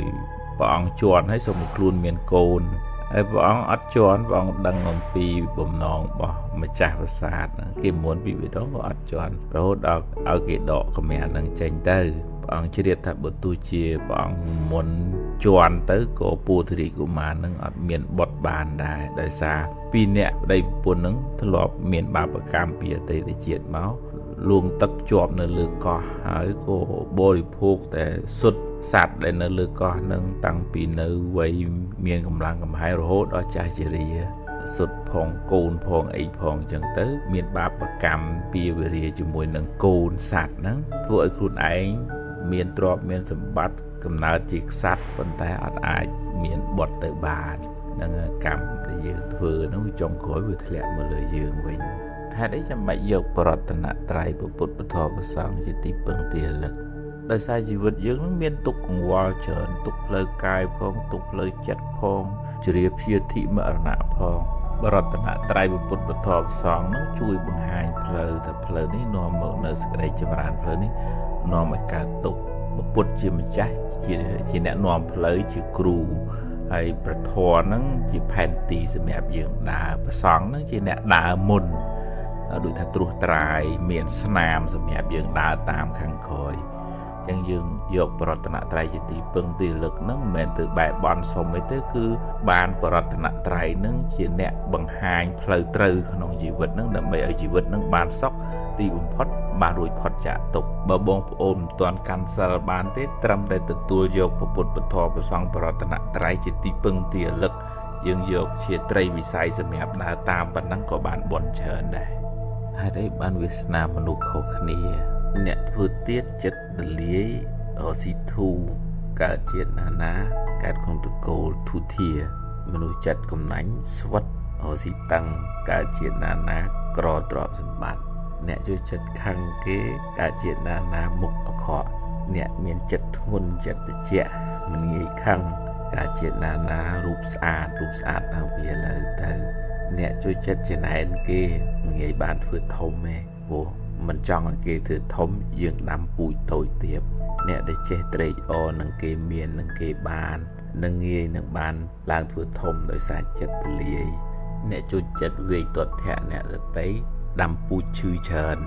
អ្នកដែលចេះជួយសង្គ្រោះពេលគេមានទុក្ខលំបាកដាំពូជសុខភាពល្អមិនងាយឈឺអ្នកដែលបៀតបៀនសម្រាប់ជីវិតអ្នកដតីដាំពូជអាយុខ្លីអ្នកដែលរក្សាសិលនឹងដាំពូជអាយុវែងអ្នកដែលចេះគ្រប់កត់ក្រែងឲ្យលំទោនចំពោះចាស់ទុំអ្នកដែលមានវ័យច្រើនជាងឬក៏អ្នកដែលមានគុណធម៌ជាងដាំពូជកើតក្នុងតកូលខ្ពង់ខ្ពស់អ្នកដែលចៅម៉ៅឆ្មងឆ្មៃមើងងាយគេឯងក្អើតកតោមកើតជាតិណាកើតក្នុងតកូលតូចទាបកម្មគឺការងារដែលយើងធ្វើនឹងធ្វើឲ្យវាសនាមនុស្សនឹងខុសគ្នាព្រះនាងម៉ាលិកាជាមហេសីរបស់ព្រះបាទបសិន្ទិកោសលនៅឥណ្ឌាតូចចិត្តរឿងចេះទេថាខ្លួនឯងជាមហេសីមានឋានៈធំសម្បត្តិលុយកាក់នោះចាយមិនឈ្នះប៉ុន្តែរូបវាមិនសូវស្អាតហើយក៏ទៅថ្វាយគុំព្រះអង្គថាមានអីជាហេតុជាបច្ច័យនាំឲ្យស្ត្រីខ្លះហ្នឹងរូបមិនស្អាតប៉ុន្តែឋានៈបុណ្យស័ក្តិធំហើយមានប្រាក់មានទ្រព្យនឹងចាយច្រើនបានព្រះអង្គសម្ដែងស្ត្រីពួកខ្លះហ្នឹងជួយចិត្តខឹងងើមួម៉ៅឆេវឆាវតែជាអ្នកជួយចិត្តធ្វើទៀនហើយតែខ្មែរយើងជួយចិត្តនិយាយថាមាត់អាក្រក់ប៉ុន្តែចិត្តល្អអញ្ចឹងមានអីចែកហើយប៉ុន្តែមួម៉ៅឆេវឆាវនងណាំងហើយជាស្ត្រីដែលមិនចេះចំណែនគេទេគេមានគេបានគេល្អអីឲ្យគេល្អចាស់ចិត្តនឹងស្រឡះទលាយមិនចង្អៀតទេអញ្ចឹងកម្មដែលបុគ្គលនឹងបានធ្វើខឹងច្រើននាំឲ្យរូបមិនស្អាតជួយចិត្តធ្វើទៀននាំឲ្យមានទ្រព្យមានលុយមានកាក់ចាយច្រើនមិនចេះចំណែននាំឲ្យបានមានឋានៈបុណ្យស័ក្តិខ្ពង់ខ្ពស់ដោយនាងម៉ាលិកាអញ្ចឹងបាននាងនឹងថ្វាយគុំព្រះអង្គឆ្លើយច្រើនប៉ុណ្ណាចំណុចហ្នឹងមួយបញ្ជាក់ឲ្យនាងម៉ាលិកាទទួលថាអរគុណឲ្យព្រះអង្គទូលគុំខ្ញុំកណានេះពីដើមមកខឹងច្រើនទើបរូបមិនស្អាតតែជួយចិត្តធ្វើទៀនបានមានទ្រព្យច្រើនមានសម្បត្តិច្រើនហើយមិនចេះចំណែនគេទើបមានឋានៈបុណ្យស័ក្តិខ្ពង់ខ្ពស់តើអមនុស្សមានមែនឬទេអមនុស្សមានមែនអមនុស្សប្រែមកវិញថាមិនមែនមនុស្សអមនុស្សមានពីរអមនុស្សឋានៈទាបនិងអមនុស្សឋានៈខ្ពស់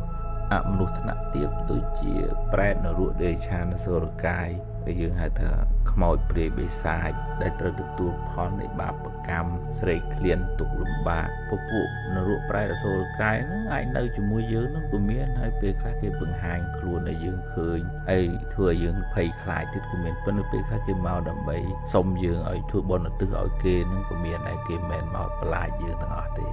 ចំណែកអមនុស្សថ្នាក់ខ្ពស់ទេវតារុក្ខទេវតាអារក្ខទេ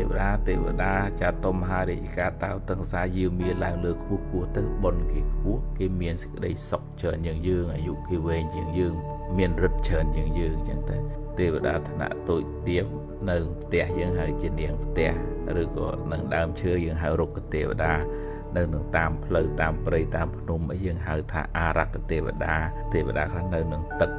គេហៅអរិយទឹកចឹងក៏មានពួកទេវតាហ្នឹងអាចជួយបីបាច់ថែអាសាយើងដែរបើយើងជាមនុស្សល្អត្រឹមត្រូវមានកតញ្ញូដឹងគុណម៉ែឪហើយមានចិត្តល្អមានមេត្តាយើងជូនបុណ្យជូនកុសលដល់គេគោរពបូជាគេខ្លះចឹងណាប៉ុន្តែយើងមិនដឹងថាមួយណាជាមួយណីទេព្រោះយើងមើលមិនឃើញគេមិនបានឲ្យយើងមើលអត្តសញ្ញាណប័ណ្ណគេជាទេវតាថ្នាក់ខ្ពស់ឬក៏ទេវតាថ្នាក់ទាបអញ្ចឹងបងប្អូនខ្ញុំសូវចេះហៅអមនុស្សខ្មោចចូលពេកព្រោះយើងមិនដឹងមិនស្គាល់គេផងមិនដឹងមួយណាជាមួយណីពួកអមនុស្សហ្នឹងអាចជួយយើងឬអាចបន្លាចយើងដែរបើយើងធ្លាប់ជាប់ជាសាច់ញាតិជាបងជាប្អូនមានបុណ្យកុសលជាមួយចឹងទៅគេអាចជួយយើង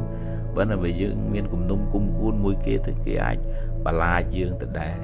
dương miền ta sai mê ta từ sao số mọi ở lô bàn sẽ lấy sọc cho ấy rộp bon rộp ở sao mở ra xa luôn á yêu pratana trai bút bút thọ sang như tỷ phương tiền lực ở xa xa chỉ mà ra mê ta tới dương miền bon miền cái sao chẳng bùa bùa mà nụ nâng cô mình nghĩ biển biển dương bàn này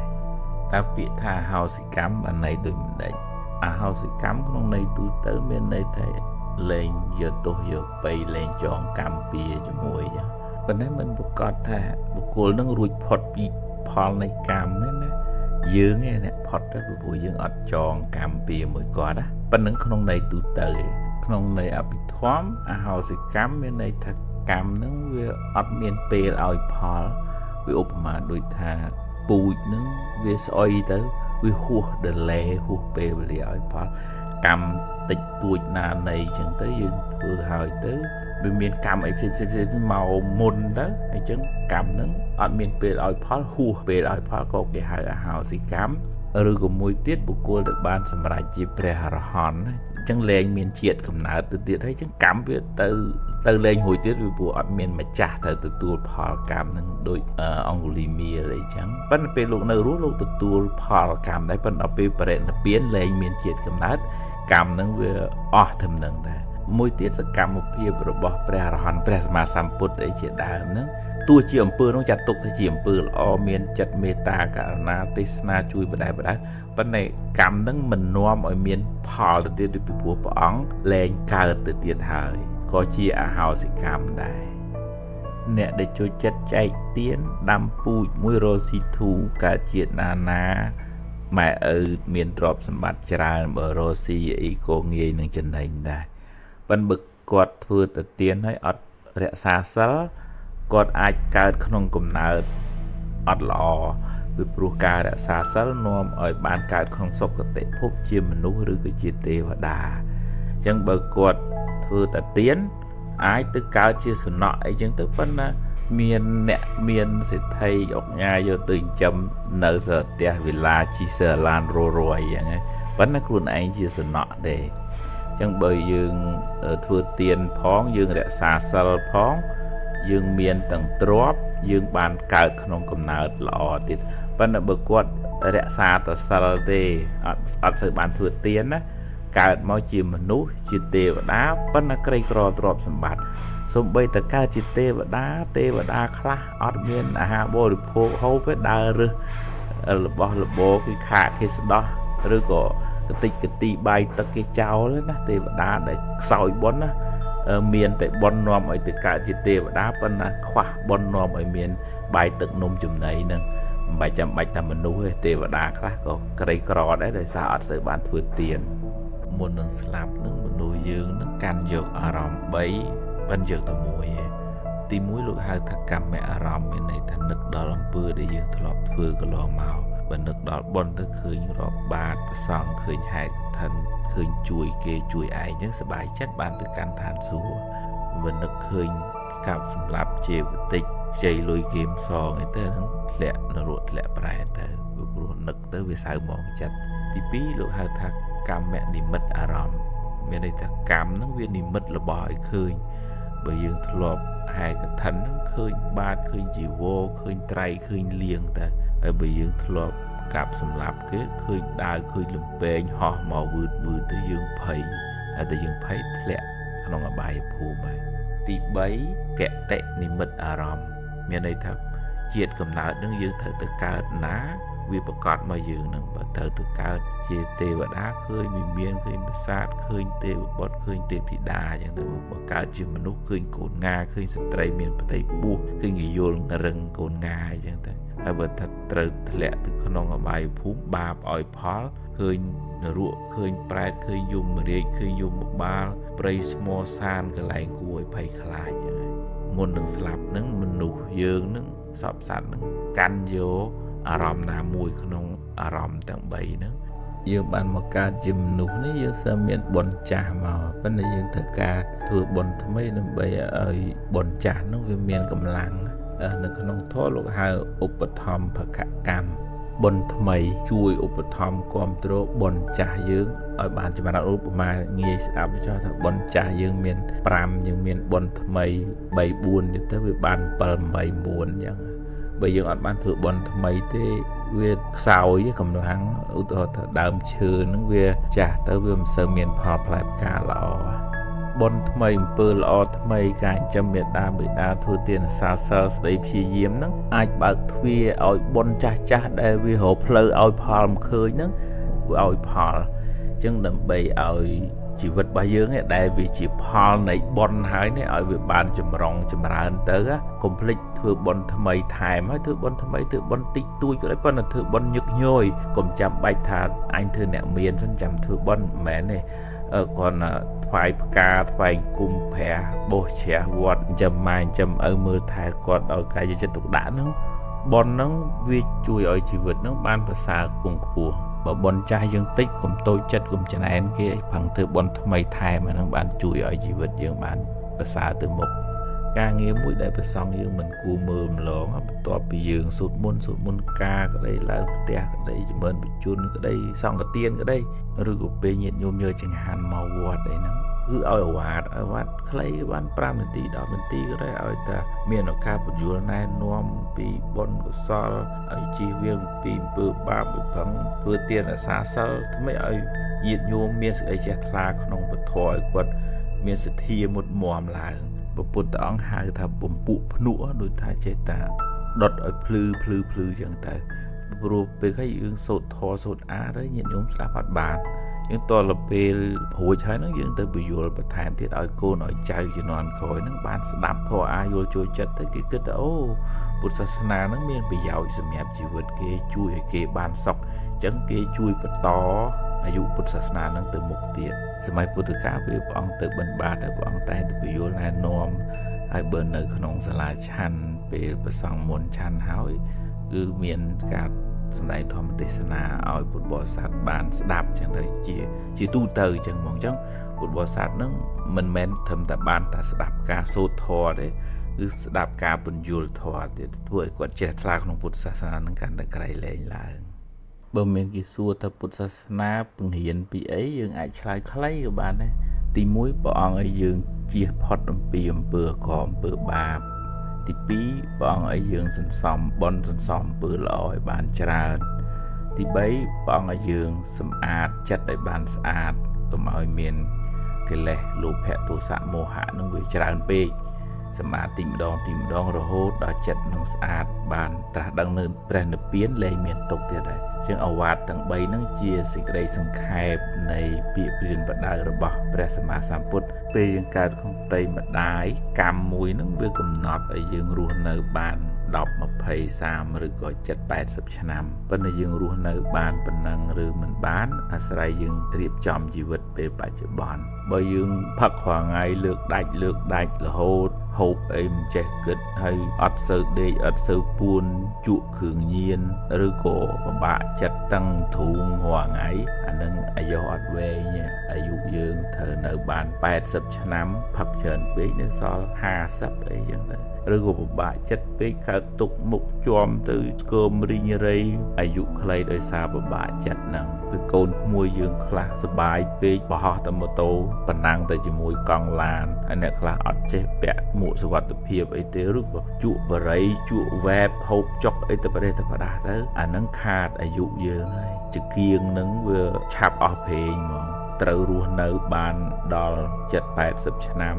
ត្រូវស្លាប់តាំងក្មេងអាយុ10 20ឆ្នាំហ្នឹងក៏សឹងតែបានកម្មហ្នឹងវាចូលមកកាត់ផ្ដាច់ជីវិតរបស់យើងពេលខ្លះអាយុយើងហ្នឹងត្រូវរស់បានយូរប៉ុន្តែសកម្មភាពយើងហ្នឹងវាធ្វើឲ្យអាយុហ្នឹងខ្លីចុះមកអញ្ចឹងកុំបន្ទោសកម្មចាស់ពេកពេលខ្លះយើងធ្វើកម្មថ្មីមិនល្អធ្វើឲ្យយើងអាយុខ្លីប៉ុន្តែមានអ្នកខ្លះដែរមានបាបកម្មពីអតីតណាមកមិនបានធ្វើអីអាក្រក់ប៉ុន្តែគាត់ត្រូវអស់ជីវិតក៏មានដែរឧ ឧបមាថាកម្លាំងបាបពីអតីតមកវាមាន100ប៉ុន្តែបុគ្គលនឹងបច្ចុប្បន្នផឹងធ្វើបុណ្យចាំម៉ែចាំឪធ្វើទានសាសិលចម្រើនភាវនាច្រើនទៅកម្លាំងបុណ្យនឹងវាជួយទប់ស្កាត់បាបបានខ្លះដែរឧបមាដូចថាសម្លនឹងវាប្រៃហើយបានដាក់ទឹកទៅវារៀងសាបទៅវាមិនមក100%ហ្មងបុណ្យដែលវាទៅជួយទប់ស្កាត់បាបនឹងលោកហៅថាឧបបិលកកម្មបុណ្យនឹងទៅជ្រៀតបៀតបាបហ្នឹងអំពើបាបអំពើអាក្រក់ក៏វាទៅជ្រៀតបៀតបុណ្យដែរឧបមាថាគាត់កំពុងរហូតស៊ី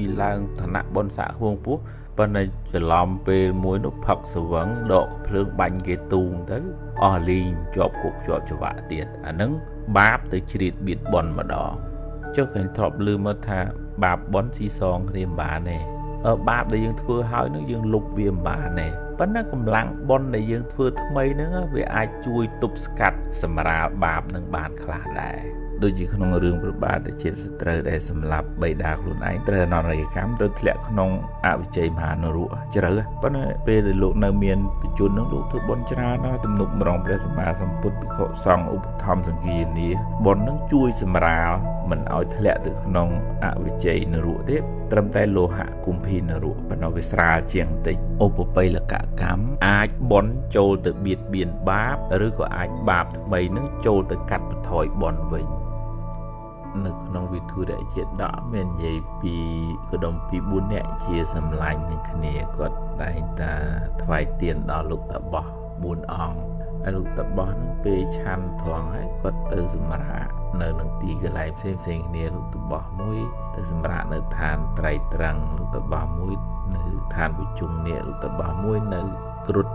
វិមានរបស់គ្រុឌលោកតាបោះមួយនៅឧទ្យានរបស់ព្រះរាជាហើយត្រឡប់មកវិញរ៉ាយរ៉ាប់ពីទីកន្លែងប្រជុំនេះនឹងវាស្អាតអញ្ចេះនៅឋានត្រៃត្រង់នឹងវាស្អាតអញ្ចេះវិមានរបស់គ្រុឌនឹងស្អាតអញ្ចេះប្រាសាទរបស់ព្រះរាជានឹងស្អាតអញ្ចេះក៏ដុំពីម្នាក់នឹងឮតបោះនិយាយពីកន្លែងនឹងអញ្ចឹងគាត់តាំងចិត្តប្រាថ្នាថាដោយអានុភាពនៃបុណ្យដែលខ្ញុំបានធ្វើហើយនេះសូមឲ្យបានទៅកើតនៅកន្លែងហ្នឹងរៀងខ្លួនណាដោយបុណ្យកុសលដែលបានធ្វើហ្នឹងបានទៅកើតនៅកន្លែងហ្នឹងដោយប្រាថ្នាមែនអាហ្នឹងតើលោកធ្វើទានផងលោករក្សាសិលផង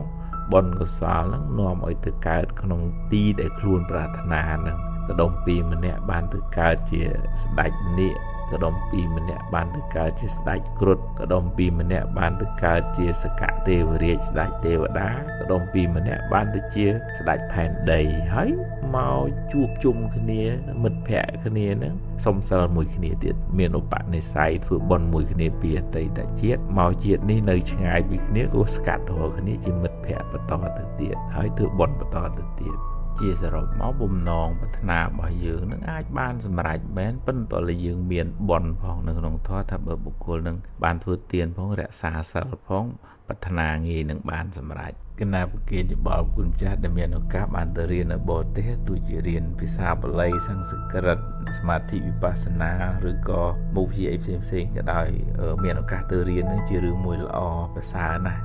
ប៉ុន្តែចំណុចមួយពេលយើងរៀនចប់ទៅសួរខ្លួនឯងថាអ្វីដែលត្រូវយើងយកត្រឡប់មកស្រុកយើងវិញហើយអ្វីយើងទុកឲ្យគេនៅនោះហើយចំណេះជំនាញបញ្ញាស្មារតីក្បួនច្បាប់អីយើងត្រូវយកមកស្រុកទេសដើម្បីជួយស្រុកទេសយើងវិញហើយចំណុចមួយដែលយើងពិចារណាគឺរឿងវប្បធម៌ប្រពៃណីទំនៀមទម្លាប់ការសូត្រធម៌ការស្លៀកពាក់របៀបរបបការរស់នៅហ្នឹងពេលខ្លះវាជាអត្តសញ្ញាណរបស់ស្រុកទេសគេហ្នឹងអញ្ចឹងស្រុកទេសយើងវាមានអត្តសញ្ញាណលក្ខណៈសម្គាល់ថាជាពុទ្ធសាសនាខ្មែរហ្នឹងអញ្ចឹងអ្វីណាដែលវាមិនប៉ះពាល់មិនខុសនឹងវិន័យធម៌អាយទេយើងគួររក្សាវប្បធម៌ប្រពៃណីហ្នឹងនៅជារបស់ខ្មែរយើងទៅដើម្បីឲ្យគេដឹងថានេះប្រសង់ខ្មែរនេះប្រសង់ភូមាប្រសង់ថៃប្រសង់ស្រីលង្កាយើងមិនមែនថាទៅប្រកាន់ពូជសាសន៍រឿងហ្នឹងទេប៉ុន្តែថាយើងមានអត្តសញ្ញាណមួយថាជាខ្មែរទៅគេអាចកត់សម្គាល់បានយើងថែសារវប្បធម៌ប្រពៃណីរបស់យើងគេថែសារវប្បធម៌ប្រពៃណីរបស់គេអញ្ចឹងទៅរីឯចំណេះដឹងជំនាញបញ្ញាស្មារតីយើងយកមកអភិវឌ្ឍសុខទេយើងពុទ្ធបរិស័ទយើងនមោទេពុទ្ធវិរត្ថុវុបមុតតោសិសពតិសម្ពាធបដិបណ្ណោស្មិតាសៈមេសារណੰភវេ បបិទ្ធប្រពុតអ្នកមានសេចក្តីព្យាយាមកិរិយានមស្ការថ្វាយបង្គំរបស់ខ្ញុំចូលមានដល់ព្រះអង្គរួចស្រឡះចាកធម៌ទាំងពួងមានខណ្ឌនិងអាយតនៈជាដើមខ្ញុំព្រះអង្គដល់នៅគ្រោះថ្នាក់ដ៏ចង្អៀតហើយសូមព្រះអង្គជាទីពឹងរបស់ខ្ញុំតថាគតាំងអរហន្តតាំងចន្តិមាសរណង្កតោរាហុចន្ទាំងបមញ្ចសៈពុទ្ធាលោកានុកម្មបកាចន្ទមៈទេវបុត្រដល់នៅតថាគតជាអរហន្តជាទីពឹងទីរលឹកហើយមនារាហុអ្នកចូលលែងចន្ទទេវបុត្រនោះចេញព្រះពុទ្ធទាំងឡាយតែងអនុគ្រោះដល់សត្វលោកទាំងឡាយអាត្មានឹងលើកដំណើររឿងក្នុងពុទ្ធសាសនាតកតងនឹងដំរីអេរវ័នឬក៏ខ្មែរយើងហៅដំរីក្បាល3កណ្ដឹងសម្ព័ន្ធដែលជាយានជំនិះរបស់សកទេវរាជយើងហៅថាប្អិនសកទេវរាជនឹងកាលនៅជាមនុស្សឈ្មោះមគ្គមានុបគាត់មានមិត្តភក្តិគាត់33នាក់ហើយជួយចិត្តជួយកិច្ចការងារសហគមន៍ធ្វើផ្លូវធ្វើស្ពានធ្វើថ្នល់ដាំដើមឈើជីកស្រះទឹកធ្វើសាលាឆតទៀនយកអាសាអ្នកធ្វើដំណើរស្ត្រីមានផ្ទៃពោះប្រសង់អ្នកបួសឬក៏សាមញ្ញជនណាក៏ដោយធ្វើដំណើរតាមភូមិគាត់នឹងគាត់តែងតែយកអាសាកិច្ចការងារកសាងទាំងអស់ហ្នឹងគាត់ប្រើកម្លាំងដំរីនឹងជួយកិច្ចការងារគាត់ច្រើនណាស់ហើយបង្អោនចិត្តធ្វើបុណ្យជាមួយនឹងមគ្គមានុបនឹងដែរចឹងបានពេលមគ្គមានុបជាមួយនឹងមិត្តភក្តិទាំង33នាក់ស្លាប់ទៅបានទៅកើតជាប្អិននិងរដ្ឋមន្ត្រីរបស់ប្អិនហ្នឹងដំរីហ្នឹងក៏បានទៅកើតជាទេវបុត្រមួយដែរប៉ុន្តែដោយសារធ្លាប់មានឧបនិស្ស័យជាអ្នកបម្រើរបស់មគ្គមានុបសូម្បីខ្លួនឯងទៅកើតជាទេវបុត្រទៅហើយក៏នៅតែខ្លែងខ្លួនជាដំរីដែរធ្វើជាយានជំនិះបម្រើសកទេវរាជនឹងបន្តទៅទៀតចឹងញាតិញោមឃើញសត្វដំរីនឹងមែនប៉ុន្តែតាមពិតគេជាទេវបុត្រទេដំរីនឹងមានគ្រឿងលម្អអស្ចារ្យធំសម្បើមណាតាមដែលក្នុងគម្ពីរក្បួនច្បាប់លោកប្រាប់មកហ្នឹងជាសរុបមកការបំពេញបុណ្យកុសលនេះជាមនុស្សក្តីជាសត្វក្តីក៏អាចធ្វើបុណ្យបានដែរប៉ុន្តែបើយើងកើតជាមនុស្សយើងងាយនឹងមានឱកាសធ្វើបុណ្យបានច្រើនជាងសត្វយើងមើលសូម្បីសត្វដំរីគេធ្វើបុណ្យជួយការងារសហគមន៍បានកើតជាទេវបុត្រយើងប្រយ័ត្នចាញ់សត្វដំរីយើងកើតមកក្នុងផ្ទៃម្ដាយតែមួយមែនប៉ុន្តែវាសនាមិនដូចគ្នាទេអានឹងសំពាយបុណ្យមកផ្សេងគ្នាយើងកុំតូចចិត្តអីយើងគួរសរសើរបុណ្យបងប្អូនយើងដែលគេមានសំណាងល្អជាងយើងឲ្យគួរផឹងផែងធ្វើបុណ្យកុសលឲ្យបានច្រើនកុំខឹងម៉ែកុំខឹងឪអីអរគុណគាត់ឯងដែលគាត់ខំចាំយើងបានប៉ុណ្ណឹងមកគាត់ចង់ឲ្យយើងល្អចង់ឲ្យមានបានដូចតែគេដូចតែឯងណាមិនគាត់ថាបុណ្យយើងមានប៉ុណ្ណឹងឧបមាថាពូជយើងនឹងវាអត់សូវល្អតែអញ្ចឹងផលផ្លែផ្កាមកគូវាមិនសូវល្អហើយយើងហ៊ានដូរចិត្តវិញថាអញផឹងធ្វើបុណ្យថ្មីធ្វើចិត្តឲ្យជ្រះថ្លាធ្វើទានអាសាសិលមានអីទីជួយក៏ได้ជូនឪពុកជូនម្ដាយបុណ្យហ្នឹងជួយឲ្យយើងអាចមានជោគវាសនាល្អជាងយើងដេកតូចចិត្តអន់ចិត្តបន្ទោសអ្នកនេះបន្ទោសអ្នកនោះអាហ្នឹងបាប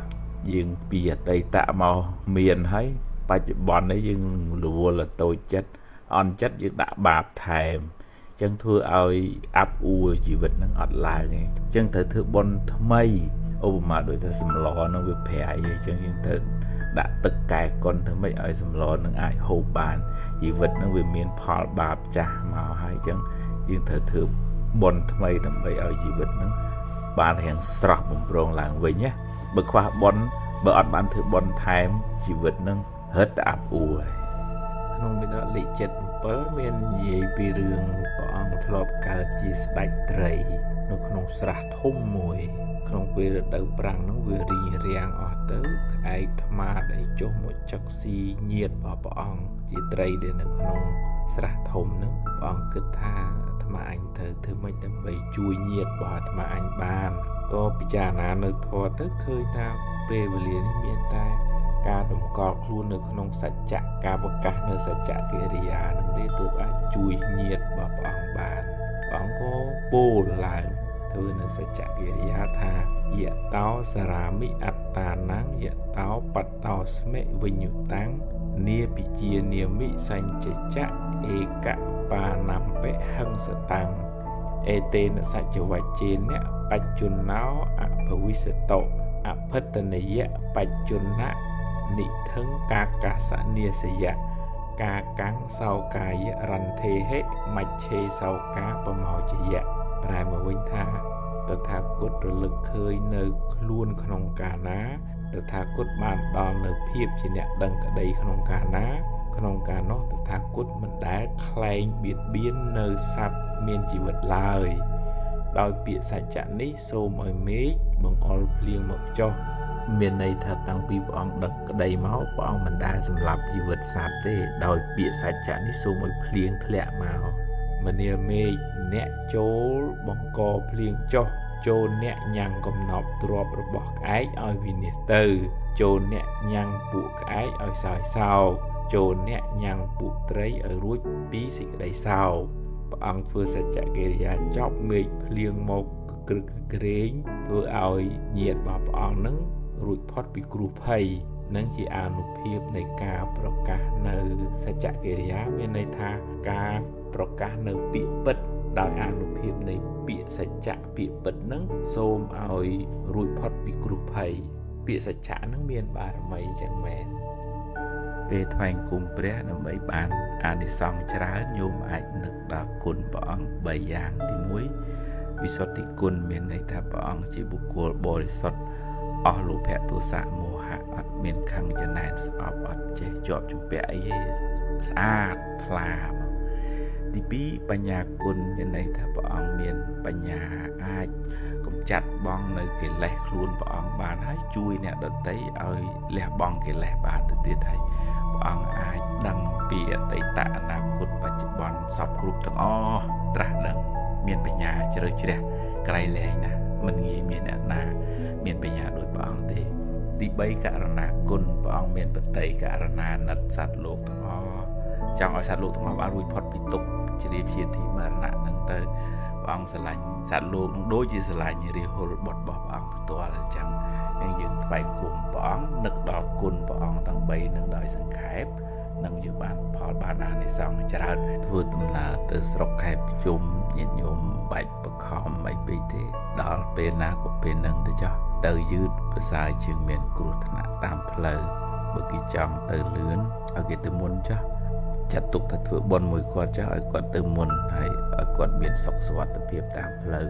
យើងអត់តក់កុហលយើងមិនសូវមានសម្ពាធផ្លូវចិត្តឲ្យសុបាយហើយយើងទៅធ្វើបុណ្យក៏បានបុណ្យច្រើនដែរបើយើងបញ្ញាបញ្ញាប់តក់កុហលទៅវាអត់ស្រួលក្នុងចិត្តហើយធ្វើបុណ្យក៏មិនសូវបានបុណ្យដែរហើយវាអាចជួបប្រទះនឹងគ្រោះថ្នាក់គ្រោះភ័យ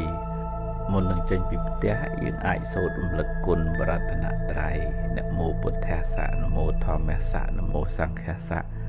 សូត្រថ្វាយបង្គំចំពោះពុទ្ធពធព្រះសង្ឃចឹងក៏បានឬក៏សូត្រពុទ្ធាំងសរណង្កិច្ឆាមិធម្មំសរណង្កិច្ឆាមិសង្ឃំសរណង្កិច្ឆាមិសូមដល់នៅពុទ្ធពធព្រះសង្ឃជាទីពឹងទីរលឹក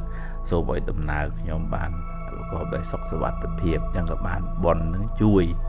យើងមានចិត្តមិនតក់កុហលហ្នឹងវាជួយសម្រួលមួយហើយយើងមានប្រតនត្រ័យក្នុងចិត្តហ្នឹងក៏ជួយដំណើរជីវិតដំណើរយើងហ្នឹងឲ្យបានសុខសុវត្ថិភាពដែរមកជួនយោបល់ញាតិញោមពេលប្រជុំបិណ្ឌបើអុជធូបអីអុជមហិស័យបានណាឬក៏ថាបើយើងមានផ្កាយបូជាក៏បានដែរព្រោះអុជច្រើនគ្នាទៅឬច្រើនសរសៃវាហុយផ្សែងវាទៅជាពុលវិញញាតិញោម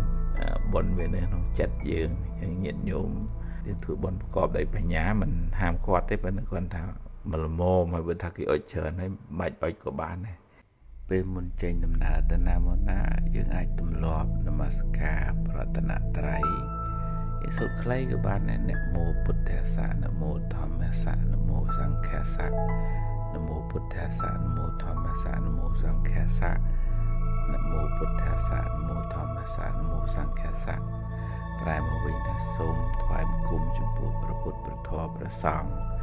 ហើយយើងអាចអធិដ្ឋានចិត្តថាដោយអានុភាពនៃបុណ្យនេះសូមខ្ញុំធ្វើដំណើរដោយសុខសុវត្ថិភាពអញ្ចឹងក៏បានឬក៏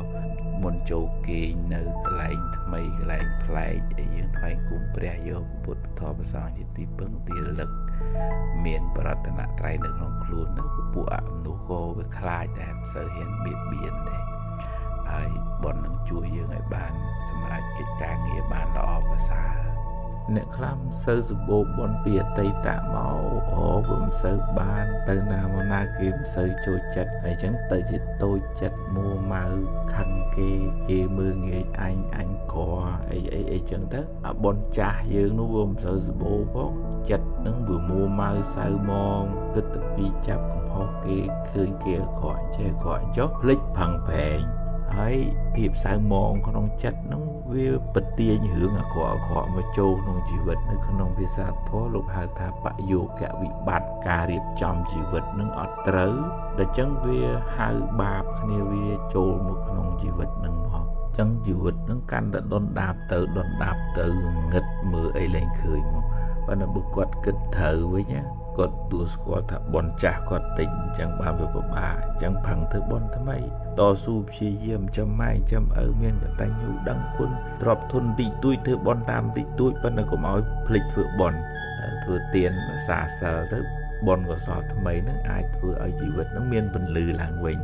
យើងម្នាក់សិតតែមានបនចាស់មកផ្សេងគ្នាប៉ុន្តែវាត្រូវការបនថ្មីនេះដើម្បីជួយបើកផ្លូវឲ្យបនចាស់នឹងឲ្យផលសេចក្តីព្យាយាមតស៊ូប្រឹងប្រែងអំណត់អត់ធន់រួមនឹងចរិយាមារយាទចរិតរឹកពីថ្លៃថ្នូរក្នុងធម៌លោកថាជាអ្នកមានសិលនិងបនងាយឲ្យផលក្នុងធម៌លោកហៅថាបយោគៈសម្បត្តិមានន័យថាការរៀបចំជីវិតនឹងត្រូវធ្វើឲ្យគេស្រឡាញ់គេចូលចិត្តគេរាប់អានគេអាណិតគេចង់ជួយអញ្ចឹងទៅលឿនមកជីវិតនឹងប៉ុន្តែអ្នកខ្លះមានបនចាស់ច្រើនប៉ុន្តែបច្ចុប្បន្ននេះចលះបើចឡោងខាមចរិតរឹកពីក្អឺតកតោមចងេចងាងគេអត់ចូលចិត្តគេអត់ចង់ជួយដល់អញ្ចឹងបនហ្នឹងវាឲ្យផលតិចតួចដោយសារយើងរៀបចំជីវិតនឹងអត់ត្រូវនៅក្នុងធម៌លោកហៅថាបយោគវិបត្តិដូចថាយើងមានកំណប់នៅក្រោមផ្ទះយើងប៉ុន្តែស្រាប់តែថ្មដានៅពីលើអញ្ចឹងយើងជីកយកមកប្រើអត់កើតចរិតរឹកពីយើងវាអន់ណាអញ្ចឹងបនចាស់ហ្នឹងវាអត់ងាយឲ្យផលបនឲ្យផលរើសមនុស្សដែរញាតិញោមតើអ្នកណាប្រឹងប្រែងព្យាយាមតស៊ូអំណត់រួមផ្សំជាមួយនឹងចរិតរឹកពីចរិយាមារយាទគេល្អសមរម្យកាយវាចាគេត្រឹមត្រូវមិនចងេងចងាងមានសិលធម៌ពាក្យសម្ដីសម្ដៅពីរូបភាសាមិននឹកដើរអេចអូចចាក់ចុចនិយាយដើមគេអីហ្នឹងបនងាយឲ្យផលឯងលៀបយោរិស័យខ្ពស់រត់រនអ្នកមានបនអ្នកមានសិលមានន័យថាគេសំរុំថ្លៃថ្នូរត្រឹមត្រូវទាំងក្រៅទាំងក្នុងទាំងកាយទាំងវិចារទាំងចិត្តគេល្អមិនមួម៉ៅសៅមងចំណែនបែនជន់អ្នកណាទេស្រឡះហើយពឹងប្រែងព្យាយាមទៅនឹងបុណ្យងាយឲ្យផលបើយើងមានសទ្ធាឲ្យបាយទឹកជាទានយើងបានអានិសង្ឃមានកម្លាំងកំហែងរឹងមាំធ្វើការងារងាយអស់កម្លាំងឯងបើយើងមានសទ្ធាឲ្យសម្ពុតខោអាវជាទានជាណាយើងមានពណ៌សម្បុរស្អាតមិនបាច់សូវលាតលេច្រើនទេហើយអ្នកណាឲ្យពន្លឺជាទានឲ្យភ្លើងពូលសូឡាបូជាទានបំភ្លឺអ្នកនឹងមានភ្នែកល្អមានភ្នែកទឹកមានរឿងអីដឹងទាំងអស់ហើយអ្នកឲ្យយានជំនិះជាទាននឹងបានសេចក្តីសុខយានទទួលសុខទទួលហោតិហើយអ្នកមានសទ្ធាបរិច្ចាគទីកន្លែងស្នាក់នៅផ្ទះសម្បែងទីពេទ្យសាលារៀនឬក៏